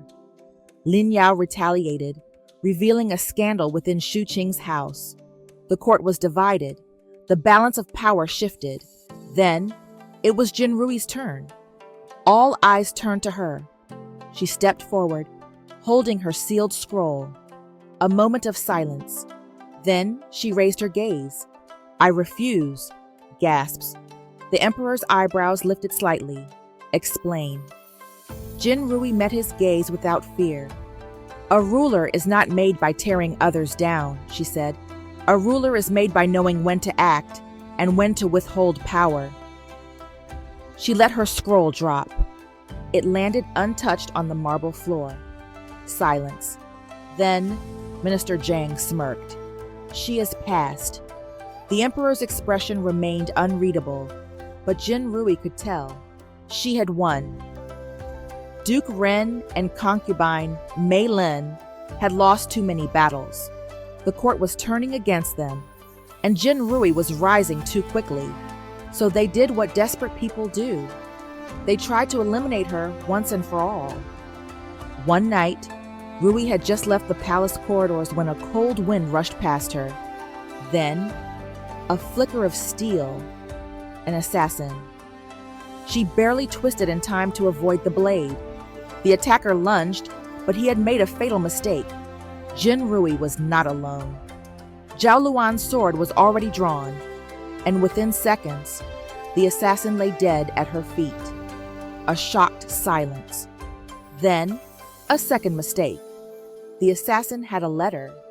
Jin Rui bent down, plucking the parchment from his robes. She opened it and smiled, because the seal on the letter belonged to Duke Ren. The next morning, the court erupted into chaos. The assassin's letter was presented before the emperor. Duke Ren and concubine Mei Lin tried to deny it, but it was too late. The emperor's gaze darkened. "You have betrayed me," he said. Duke Ren fell to his knees. "Your Majesty, I was deceived." Silence. The emperor turned to the guards. "Take them away." And just like that, they were finished. Jin Rui stood among the nobles, watching as her greatest enemies were dragged from the court. She had won, but the game was not over yet. Later that night, Zhao Luan found her again. But this time, he was not calm. "You almost died." His voice was low, furious. Jin Rui exhaled. "But I didn't." Zhao Luan's jaw clenched.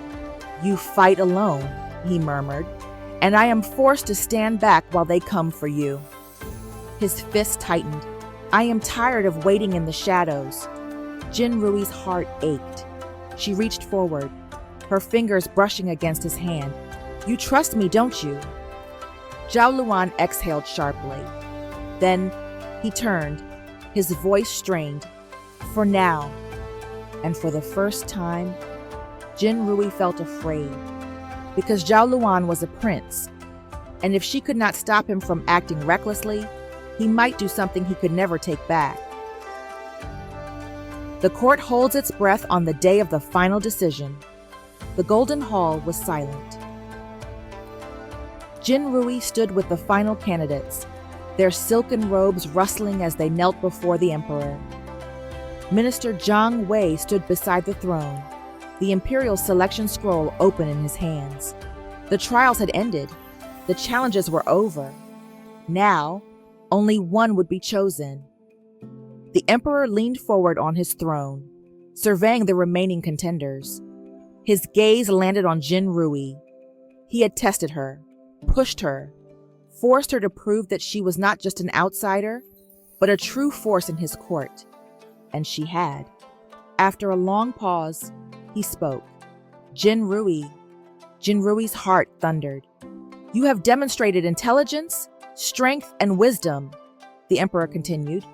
"You have outplayed nobles, strategists, and warriors alike."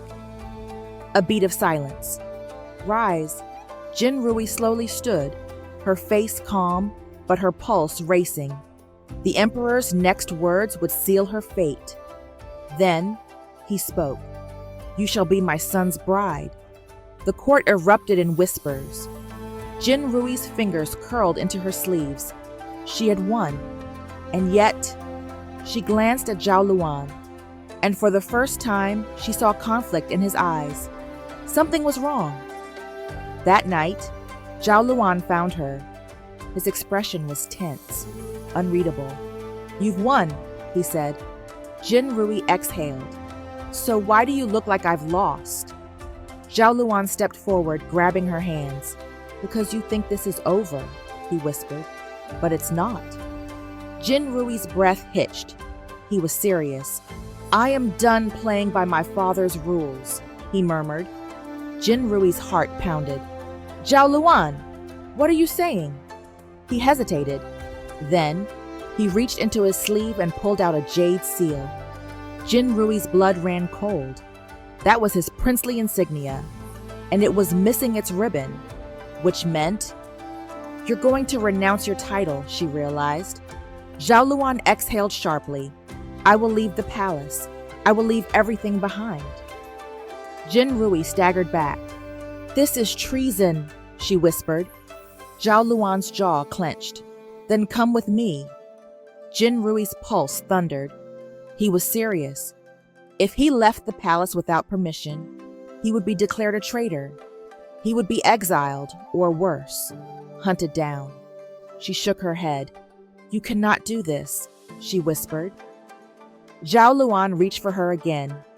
"You don't belong here, Jin Rui," he murmured. "We can be free." Jin Rui's chest tightened. She had spent her whole life surviving, playing this game, fighting for her place, and now, the one person she trusted most was asking her to walk away. Tears stung in her eyes. She loved him, but she could not let him destroy himself. She forced herself to say it. "I cannot." Zhao Luan's breath hitched. Jin Rui lifted her chin, her voice unwavering. "I did not fight this long just to run away." A beat of silence. Then, Zhao Luan's expression shattered. "I should have known," he whispered. His hands slowly fell from hers. Jin Rui swallowed past the ache in her throat. "This is bigger than us," she said softly. Zhao Luan exhaled sharply. "Then I wish you well," he said, his voice strained. He stepped back. For the first time, he did not reach for her again. Then, he turned and left, and Jin Rui was left alone, with a crown she had earned, and a heart that was breaking. The palace glowed with golden banners, embroidered with the imperial dragon. Servants bustled around, preparing for the wedding of the year. Jin Rui sat in the Phoenix Pavilion, where the future brides of the imperial family were traditionally housed before their weddings. Her silk robes were woven with gold threads.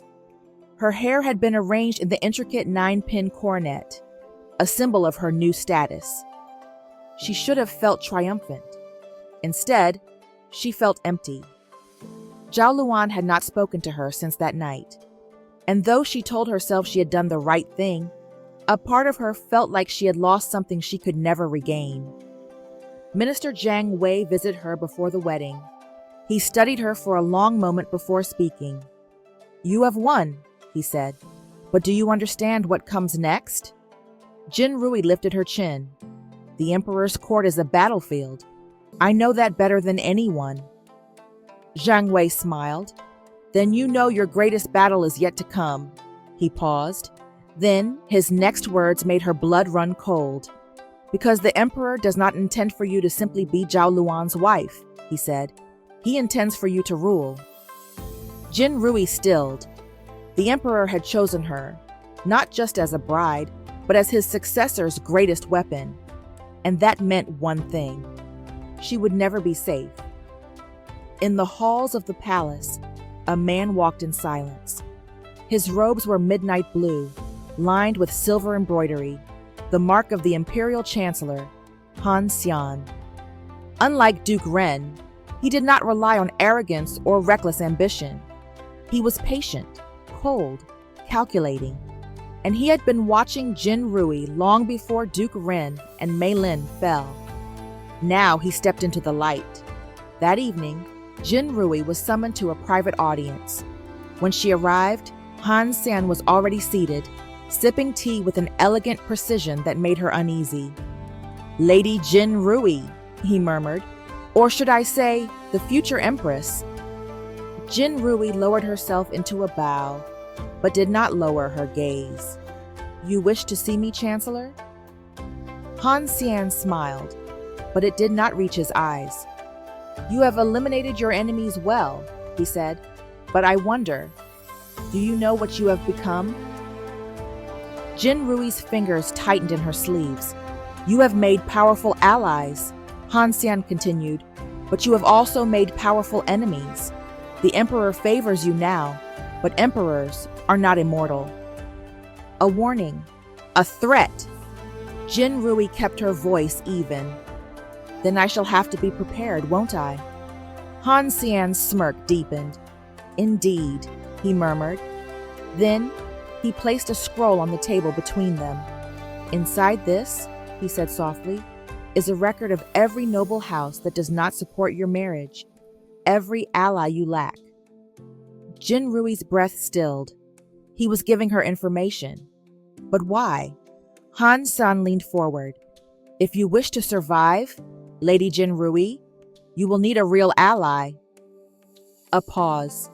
Then he said the words that shook her to her core. "Marry me instead." Jin Rui did not hesitate to answer. Prince Zhao Luan had spent his entire life in a golden cage. But when Jin Rui refused to leave with him, something inside him broke. He could not sit back and watch. He could not accept this fate. So, he made a decision. It began as a rumor, whispers spreading through the palace. The second prince had disappeared. Jin Rui had just returned from her meeting with Han Xian when Minister Zhang stormed into her chambers. "Your prince has lost his mind," he said sharply. Jin Rui's breath caught. What happened? Zhang Wei's gaze hardened. He has challenged his own brother to a duel. Jin Rui's stomach dropped. The first prince, Zhao Wenji, the emperor's favored heir. A ruthless commander who had spent his entire life in battle. And Zhao Luan had just challenged him. Jin Rui ran. Through the palace corridors, through the gardens. She reached the private dueling grounds, just as Zhao Luan and Zhao Wenji stood facing each other. Swords drawn. The moon shone against the silver of their blades. Jin Rui did not hesitate.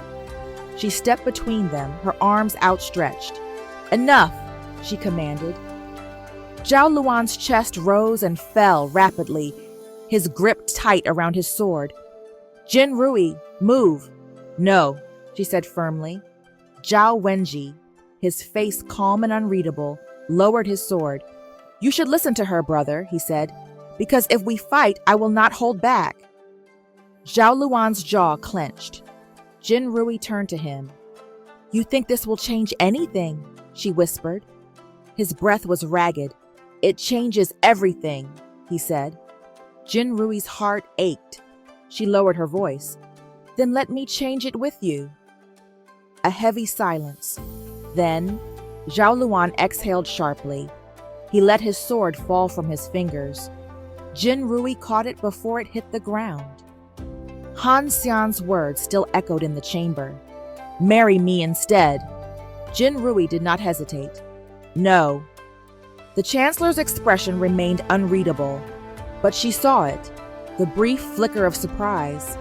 You reject an alliance that could protect you, he murmured, swirling his cup of tea. Bold. Jin Rui lifted her chin. I do not need your protection. Han Xian chuckled softly. Perhaps not today, he mused, but power shifts like the tide, Lady Jin Rui. You would do well to remember that. He stood, his movements slow and deliberate. Then, he said something that sent a chill through her bones. The difference between you and me, he murmured, is that I have never lost. Jin Rui did not flinch, but as Han Xian walked away, she knew. She had just made a true enemy, and this one was worse than any before. The next morning, the imperial court gathered. Zhao Luan knelt before his father, his wrists bound in red silk, a symbol of royal disgrace. The emperor sat high upon his jade throne, his expression cold, unreadable. You have dishonored this court, he said, his voice calm but sharp. Zhao Luan did not bow his head. I take full responsibility, he said. The nobles whispered.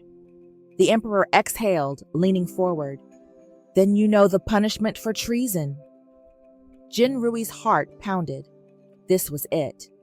If she did not act now, Zhao Luan would be exiled. Or worse, she could not allow that.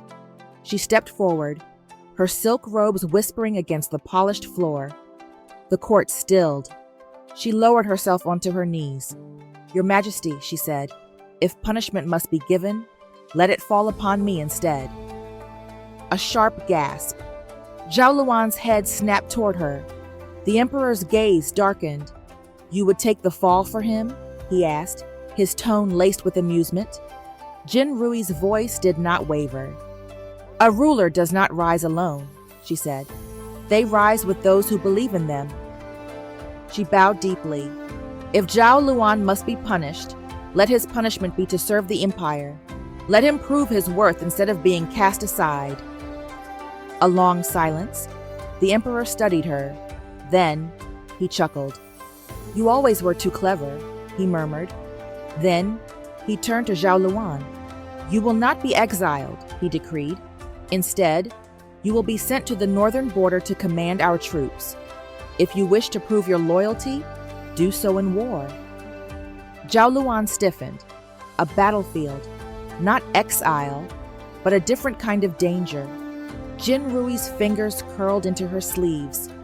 It was not what she wanted, but it was better than losing him forever.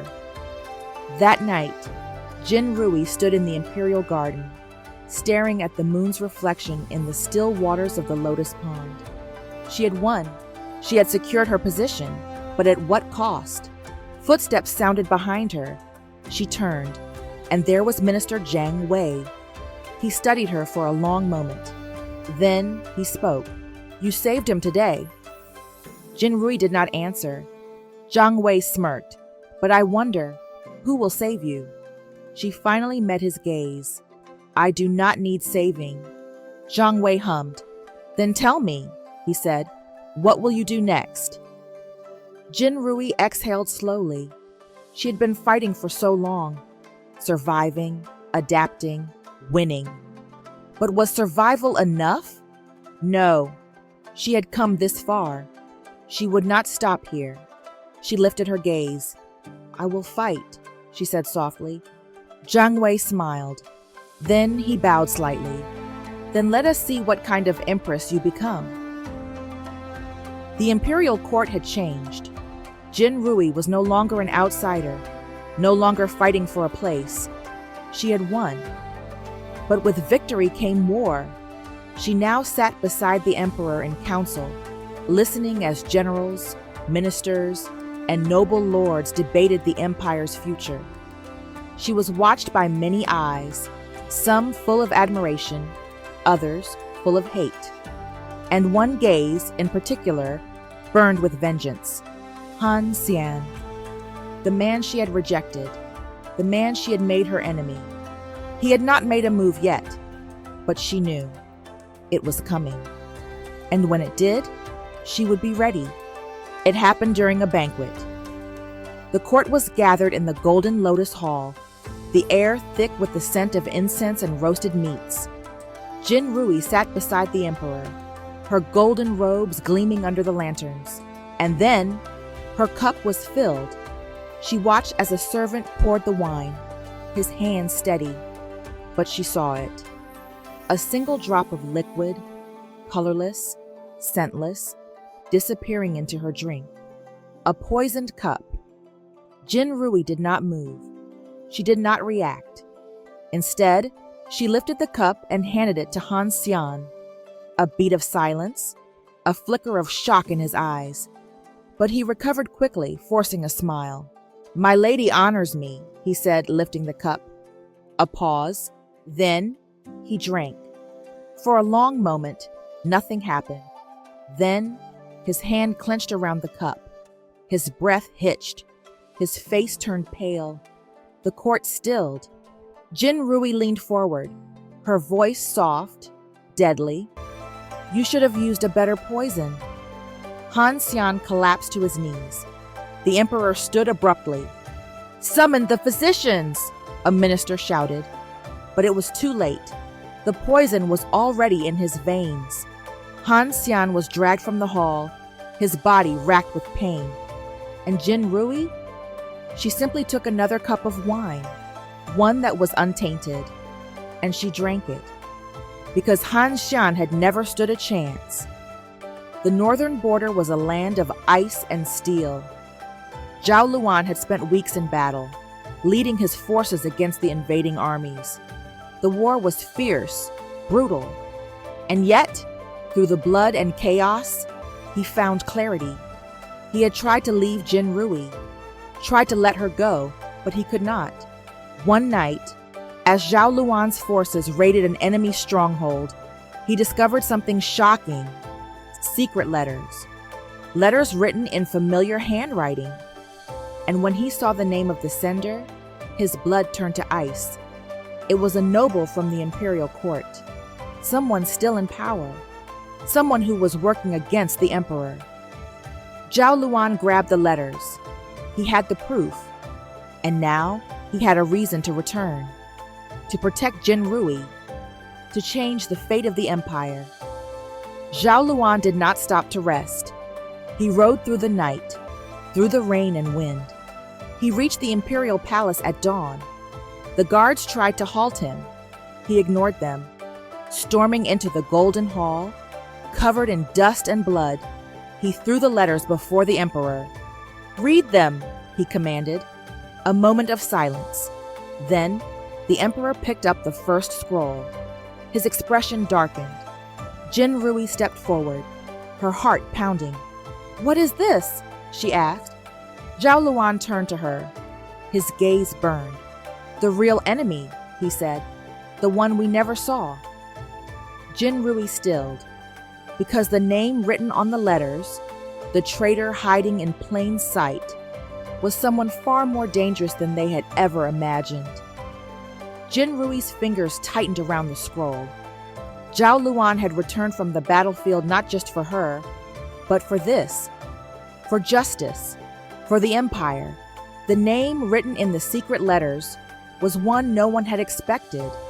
The emperor's closest advisor, Grand Minister Wei, a man who had served the empire for decades. a man who had stood beside the emperor through wars, rebellions, and betrayals. And yet, he had been the greatest traitor of all. Minister Wei did not deny the accusations. He simply smiled. "You are all fools," he murmured. The court gasped. "The emperor is old," Wei continued, his voice calm and controlled. "He is blind to the rot within his own walls. I only sought to ensure the empire's survival." Jin Rui stepped forward, her voice like steel. "You sought to ensure your own power." Minister Wei laughed softly. "And what of you, Lady Jin Rui?" he said, tilting his head. "You are no different than me." The court tensed. Jin Rui's gaze did not waver.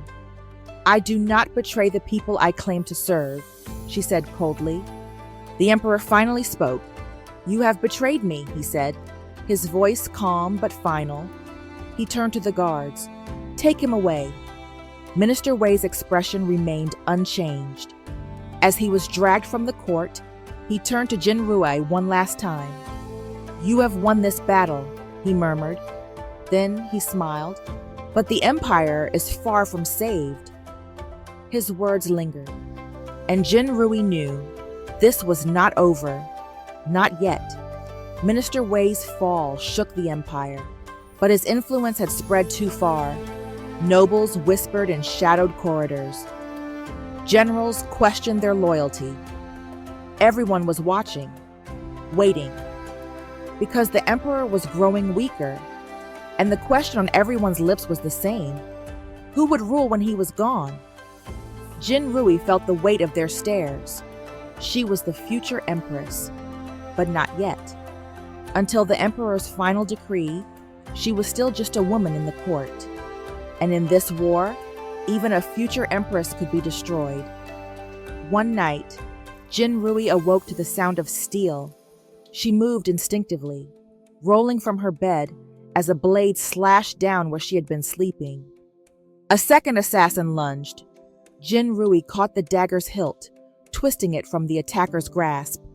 Before she could strike, the doors burst open. Zhao Luan was there, sword in hand, face furious. In a single stroke, he cut down the assassin before they could react. The second attacker tried to flee, but Jin Rui threw the dagger, pinning them to the wall. Silence. Blood pooled across the floor. Zhao Luan's breathing was heavy. Then he turned to her. His voice was tight with anger. "They will never stop." Jin Rui exhaled slowly. "No," she said, "they won't. Because this was a war, and wars were not won by waiting. They were won by striking first." Days later, the emperor called for them. His voice was weaker than before. He knew his time was ending. Jin Rui knelt beside him, silent. For all his power, the emperor was still just a man. And as he looked at her, she saw understanding in his gaze. "Are you ready?" he asked. Jin Rui's breath stilled. Then she nodded. "Yes." The emperor exhaled slowly. Then he turned to Zhao Luan. "Protect her." Zhao Luan's jaw tightened. And then the decree was made. Jin Rui would rule. Not as a puppet, not as a consort, but as empress. The court roared, some in outrage, some in loyalty. It did not matter, because in the end, they had won. Together, they had shattered every expectation, broken every tradition, and claimed the empire itself. And as Jin Rui stood beside Zhao Luan, wearing the golden crown of an empress, she finally understood. She had never been meant to survive. She had been meant to rule. And now, she would. The golden crown sat heavy on her head, the weight of an empire.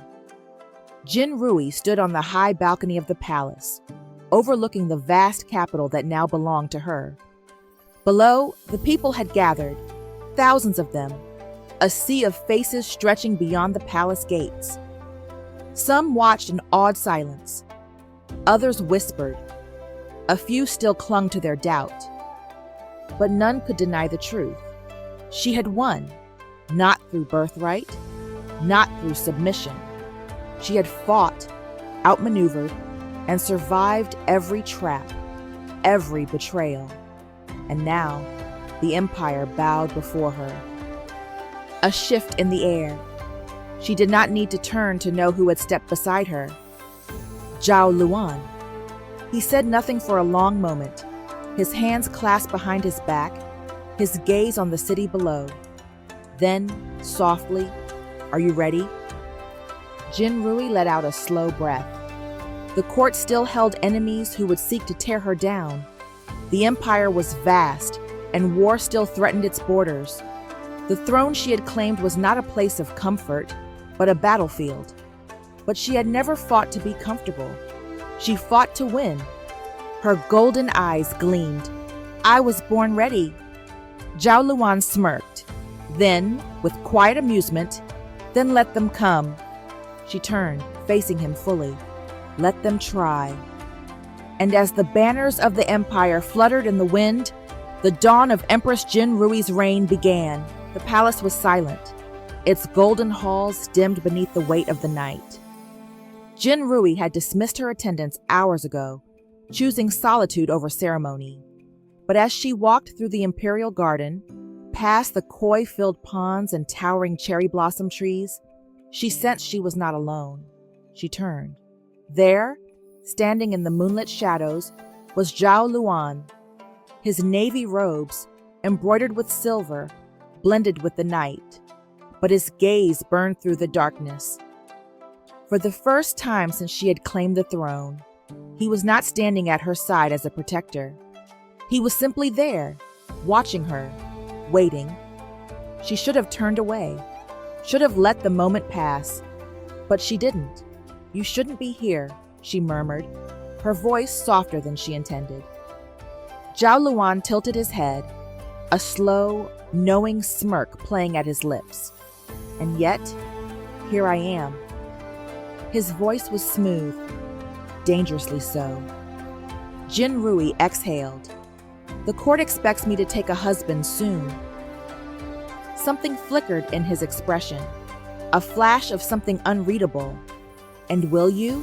he asked, stepping closer. She held her ground, lifting her chin. "The throne is mine alone. I will not be ruled." A slow, amused breath escaped him. "Of course not," he murmured. "No one could ever rule you." Then he reached for her. His fingers brushed against her wrist, just barely, but the touch was electric. Her breath hitched. "I never asked you why you defied the emperor's orders," Jin Rui said, searching his face. Zhao Luan smirked, but it lacked its usual sharpness. "Because I don't take orders well." His eyes gleamed. "Only from you."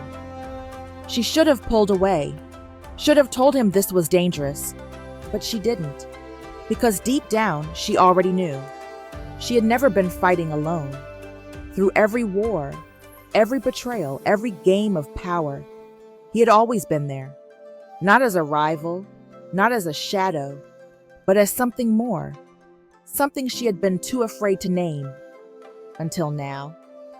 Zhao Luan's hand lifted to her cheek, his touch slow, careful, as if waiting for her to stop him. She didn't. "You were never meant to rule alone," he murmured, his breath warm against her skin. Jin Rui didn't move, didn't breathe. She could have ended this before it began, could have reminded him that she was an empress, that emotions were weaknesses in court.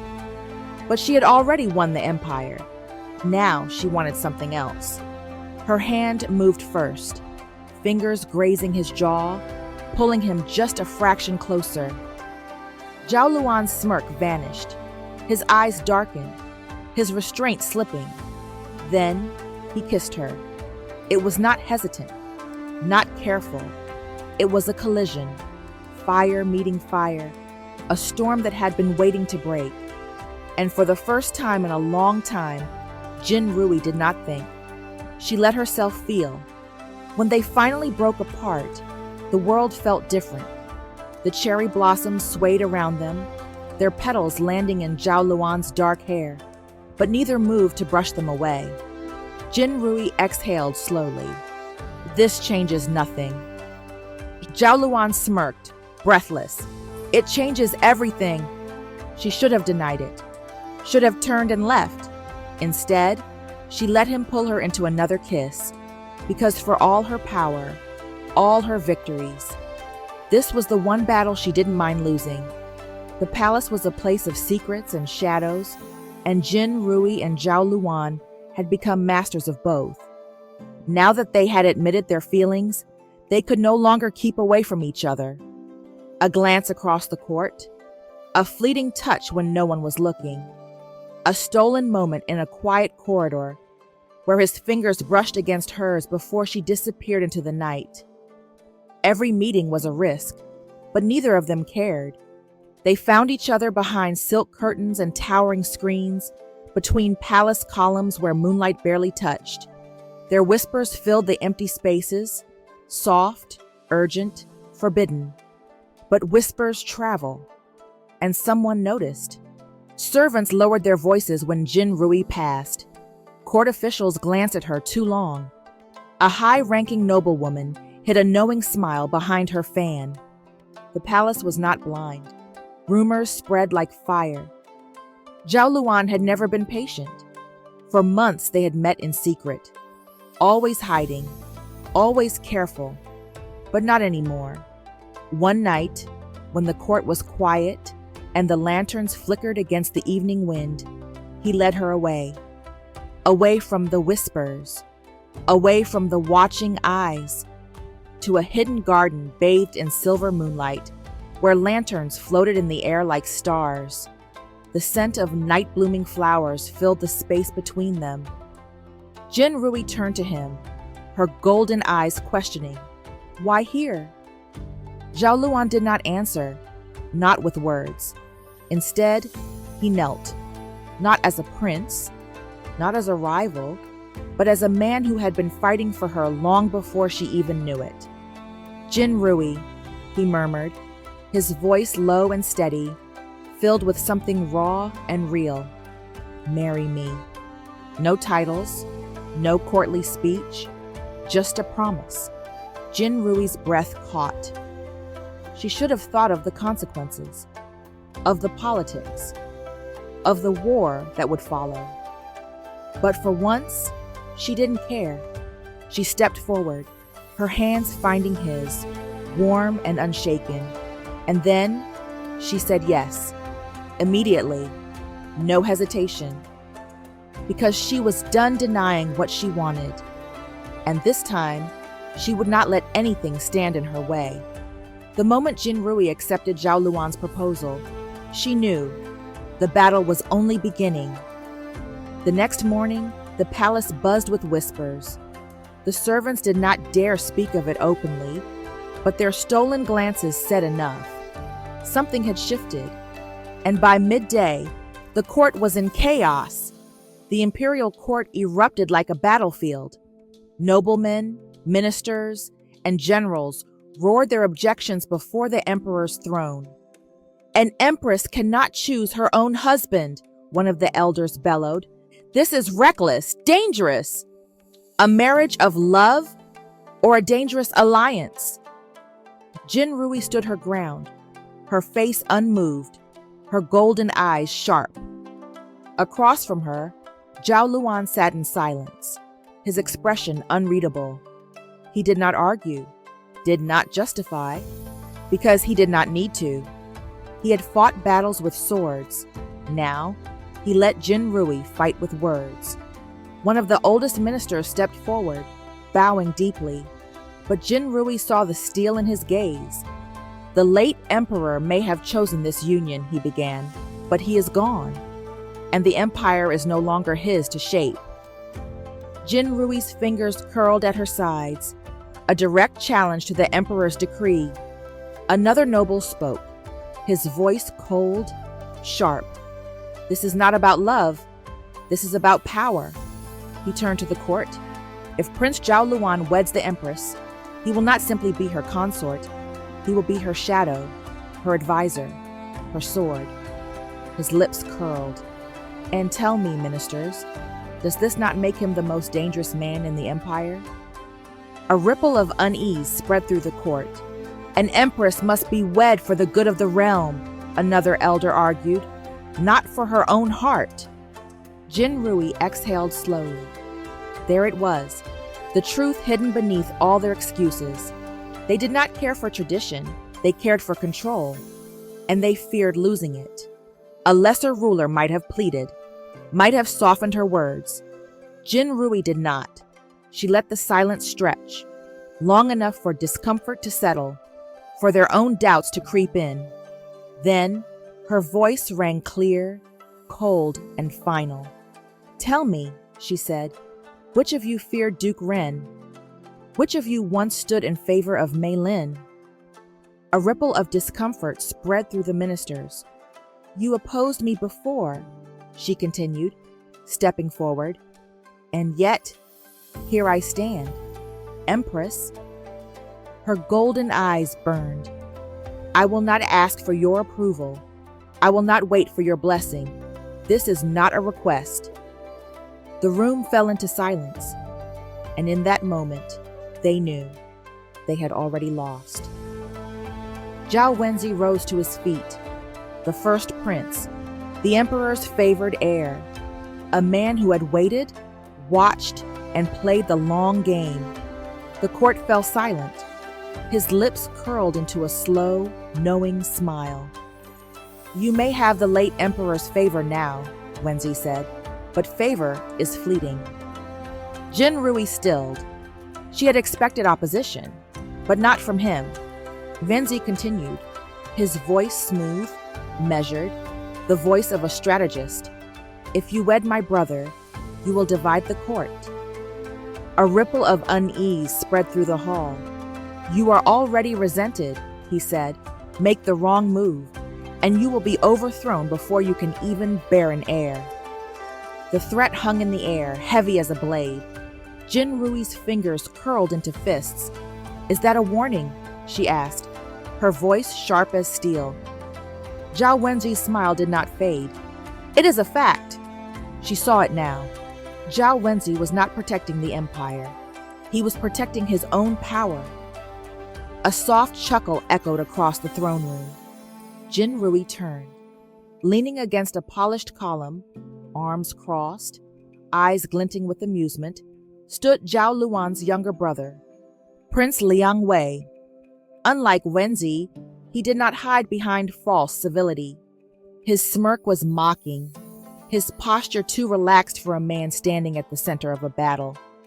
"You must truly be mad, Luan," he drawled, "to think you can wed an empress and not pay a price." His tone was too casual, too amused, which meant he was planning something. Jin Rui did not blink. And what price would that be? Liang Wei's smirk widened. War. The court fell silent. The word hung heavy in the air. Liang Wei pushed off the pillar, walking toward them with slow, unhurried steps. "If you marry Zhao Luan," he continued lazily, "the noble houses who oppose you will not stand idle. They will revolt. And when they do," he tilted his head, smiling as if this were some grand game, "who do you think they will ask to replace you?" Jin Rui understood.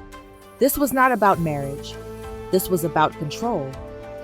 Zhao Wenji and Liang Wei had waited, had bid their time, and now they had found their opening. Zhao Wenji does not want Zhao Luan to gain influence. If Zhao Luan marries Jin Rui, he becomes more than a prince. He becomes the most powerful man in the empire. Wenzi wants to keep Jin Rui isolated. No allies, no family, easier to control. Liang Wei wants chaos. He doesn't want Wenzi to have the throne. He doesn't want Jin Rui to have power. He wants the nobles to rebel, because in chaos he can seize control. Neither of them care about Zhao Luan. They are brothers by blood, but enemies by ambition. This is not about family. This is about power. Jin Rui's throne was not secure, and if she wanted to keep both her empire and her love, she would have to fight for them. The court held its breath. Zhao Wenji's words had cast a shadow of doubt. Liang Wei's threat of war hung over the chamber like an unsheathed blade. And yet, Jin Rui did not flinch. She had faced assassins, betrayals, and armies before. 2 scheming princes? They would not be the ones to break her. Jin Rui did not attack head-on. She let them tear each other apart. Whispers had already begun. Some noble houses feared war. Others feared Wenji and Liang Wei's rise to power more than they feared her. Jin Rui had her spies spread the perfect rumors. If Zhao Wenji removes the Empress, will he not also remove those who once stood by her? If Liang Wei sows rebellion, who will truly benefit? The nobles or himself? If the Empress falls, who will be next? By the time the nobles realized what was happening, they were too busy fighting among themselves to unite against her. While her enemies schemed, Jin Rui built her empire. She secured House Qian's wealth, ensuring the economy was under her control. She earned the loyalty of military generals who had fought beside her adoptive father. They respected her not because of her title, but because of her victories. And she sent messages to regional governors, offering them protection, trade benefits, and the one thing Duke Ren never had, trust. If war came, she would not be the one losing. The first prince played the long game, so Jin Rui played it better. She offered him something he could not refuse, a control over a region he had always wanted. But there was a catch. If he accepted, he could not openly move against her. If he refused, he would expose his true ambitions to the court. Either way, Jin Rui won. Liang Wei was reckless, arrogant, and weakness in court was a death sentence. Jin Rui dug until she found it. A secret affair. A scandal involving a debt unpaid to a ruthless noble. A moment of carelessness that would ruin his credibility forever. When the whispers reached the court, Liang Wei's reputation was shattered. A prince without respect or influence is just a shadow, and Jin Rui had made sure his shadow would never touch her throne again. The game was over. The nobles were divided. The generals were hers. Zhao Wenji was trapped. Liang Wei was ruined. Now, Jin Rui and Zhao Luan could take what was theirs, not through war, not because they asked permission, but because by the time war was an option, they had already won. Jin Rui had outmaneuvered them, but she was not naive. Her enemies may have been weakened, but they were not gone. So she did not wait. She prepared. She made a statement. If they seek war, I will give them war. She tested the loyalty of the military.